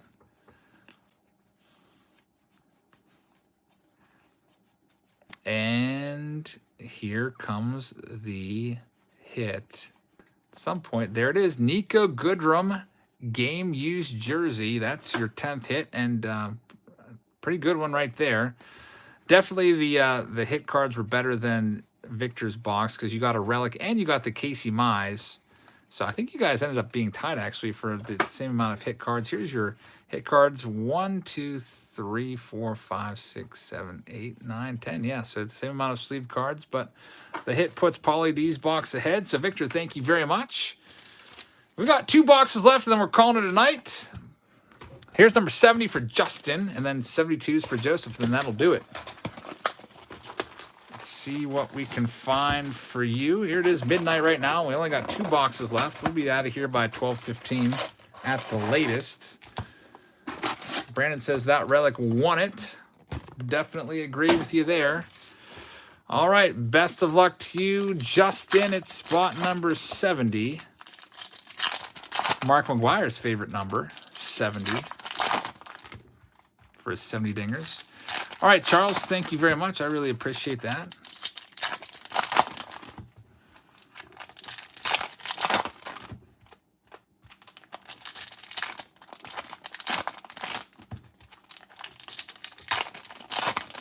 Tim says, did you complete the whole set? Yes, we did. The entire set of 2021 Topps.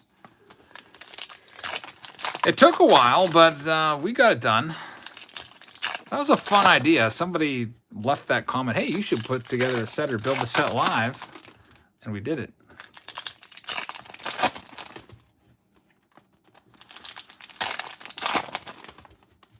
It took me forever to find who was eluding me. It was like the dab on him card. It was the Soto league leader card and Brady Singer.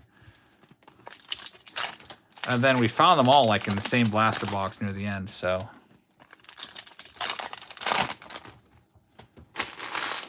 All right, here we go. Last pack from this stack for Justin.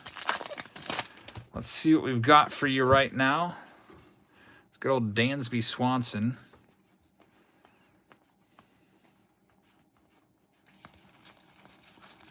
Let's see if we can find one more autograph. We only found 1 autograph tonight. Tim says, I have 2 CDs of unreleased Dave Matthews Band demos. If you PM me and send me a flash drive, I'll hook you up. Tim, that's awesome. Can you send me an email and put Dave Matthews in the title? I would be very interested to know what you got. Chris, how's it going? It's EricJ_100 at yahoo.com. Eric with a K. There's Joey Bart. Mike says, I just picked up 3 rookie cards of Barry Bonds today. That's awesome. I just came across, I was cleaning up my one room here. I came across a Barry Bonds 86 Topps traded PSA 9, which is a nice card. I wish I had his 10, but I don't have his 10. Pretty nice to have that one, though. There's a Brandon Nimmo parallel. Alec Baum as well. Joe Adell. I'm sure we'll be seeing some of this retail on the shelves soon. If I'm not mistaken, weren't opening day blasters $9.99 a piece, like 10 bucks? I'll be interested to see if they're still 10 bucks a piece. That's right, Tim, you got it. They have those megas for 20 bucks where you get the, I think you get like red opening day parallels in those. I bet you we see those within the next week or two. Sometimes retail's a little bit behind of the hobbies. I guess this is considered a hobby box.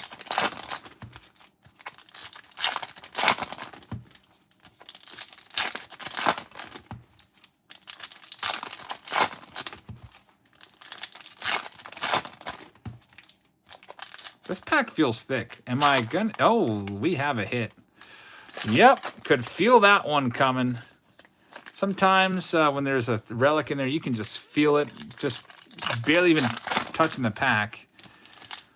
So, Justin, you have a hit coming up. It's going to be a nice, super thick card. We'll find out what that is in just one moment.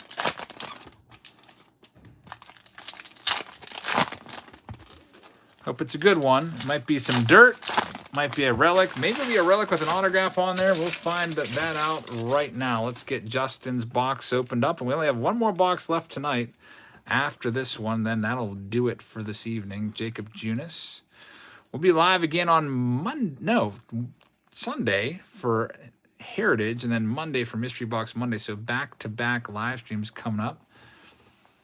Heritage will be a fun one. I've got a lot of boxes of Heritage, so it'll be long. But I guess maybe if you guys want me to send your box unopened again, I'll agree to that again as well.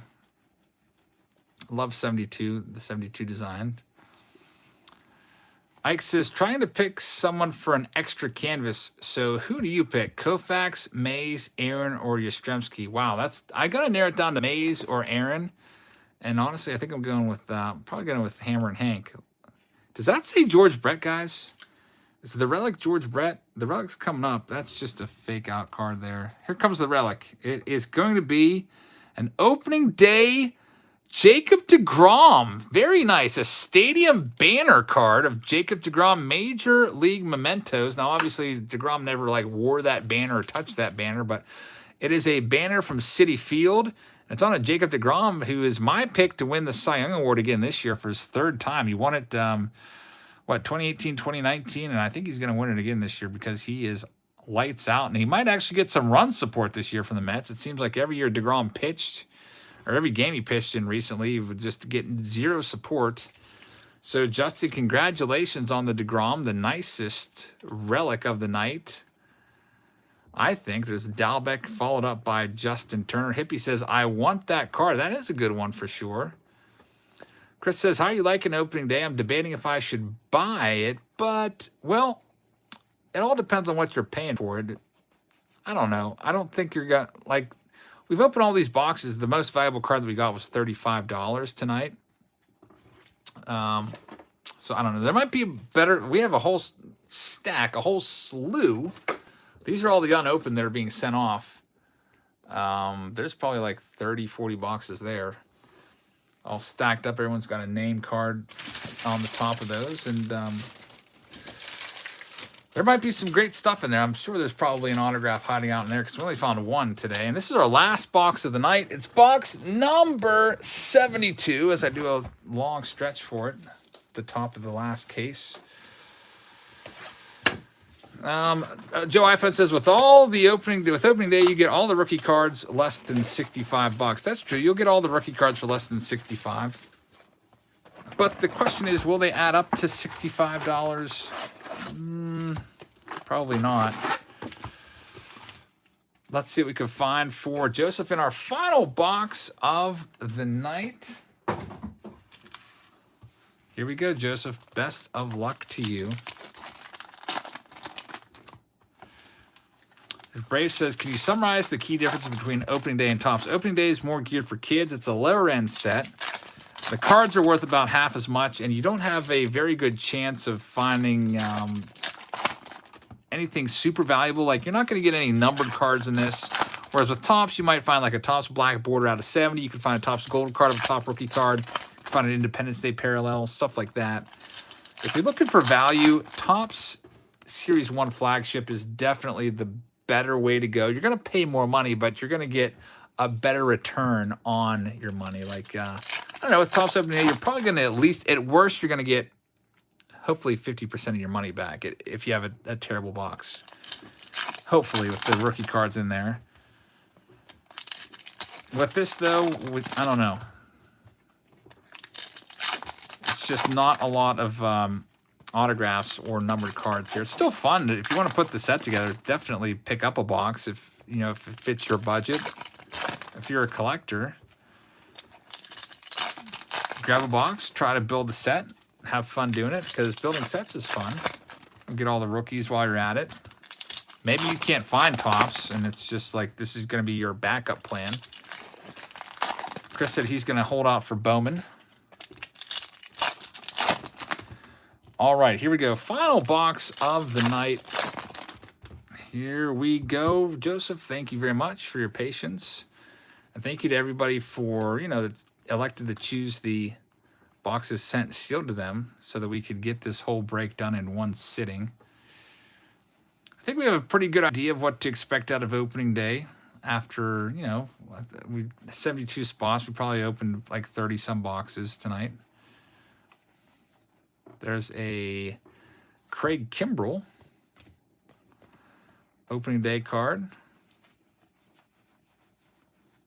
A rookie card of Joe Adell. I'd like to find one more relic hit or autograph hit before we close things out. We'll see if that's possible or not. There's a Dylan Carlson.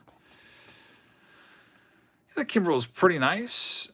Alec Baum. And that's the thing, says, I looked for cards they didn't have at the gluten-free store and they didn't have any at the gluten-free store. Do you have an advantage of going around to all these different stores? You can always look and see who's got the cards. I know that if I had your job picking up, working for Instacart and picking up orders, I would probably always want to run into any Walgreens or CVS or wherever. You might at least get an idea of when they stock. Final stack of the night. Here we go. Are we going to get a final hit? We'll see. Yep, late one tonight. Jordan 212 or 12-12. 212. I would probably not even be awake anymore.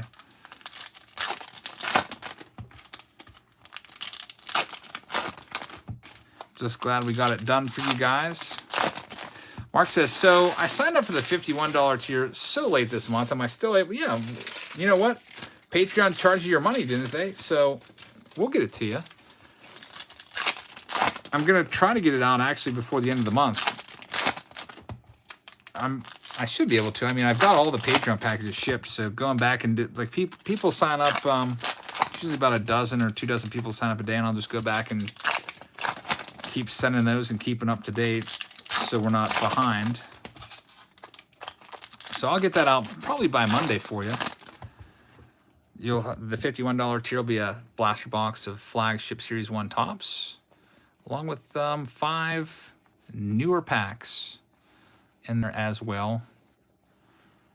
And here we go. There's a Blake Snell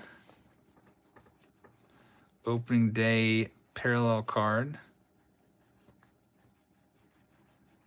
I don't think we have a relic or anything like that, because those ones you can always tell immediately even when you just pick up the pack, you can tell it's a relic. So I don't know. I'd always be wary of buying loose packs, even of this, for $1.50, because somebody could just feel the packs and tell that there's a relic in one of these, which is roughly one in every few boxes. We did pull a lot of relics tonight. Nice Monte Harrison. And are we going to have one more opening day parallel? Anything to write home about in this last stack? Getting down to the end of it, there's Tony Gwynn's the last insert, and the last card is going to be a Cody Heyer. So that'll do it. Joseph, thank you very much. Everybody, thank you very much for participating in this break. I've got a bunch of these boxes. I'll put it down on my shelf. If you have a monthly package coming to you, I'll send them with your monthly package. If you're a $3 member, if you don't have a Heritage break coming, I'll try to get yours out ASAP.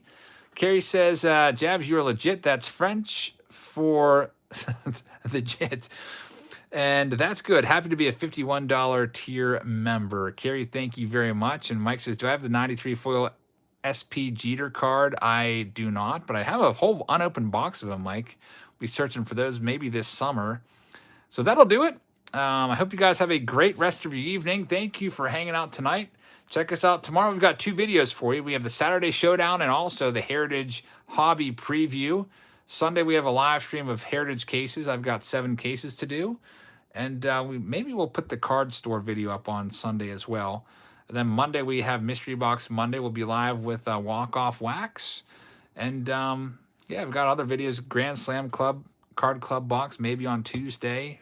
Maybe a Tins break on Wednesday. April Fool's Day is coming up on Thursday. we've got the yak packs for you on Thursday Live. So that'll do it. I hope you guys have a great rest of your evening. Thanks for hanging out. I will see you all tomorrow. Good night, everybody.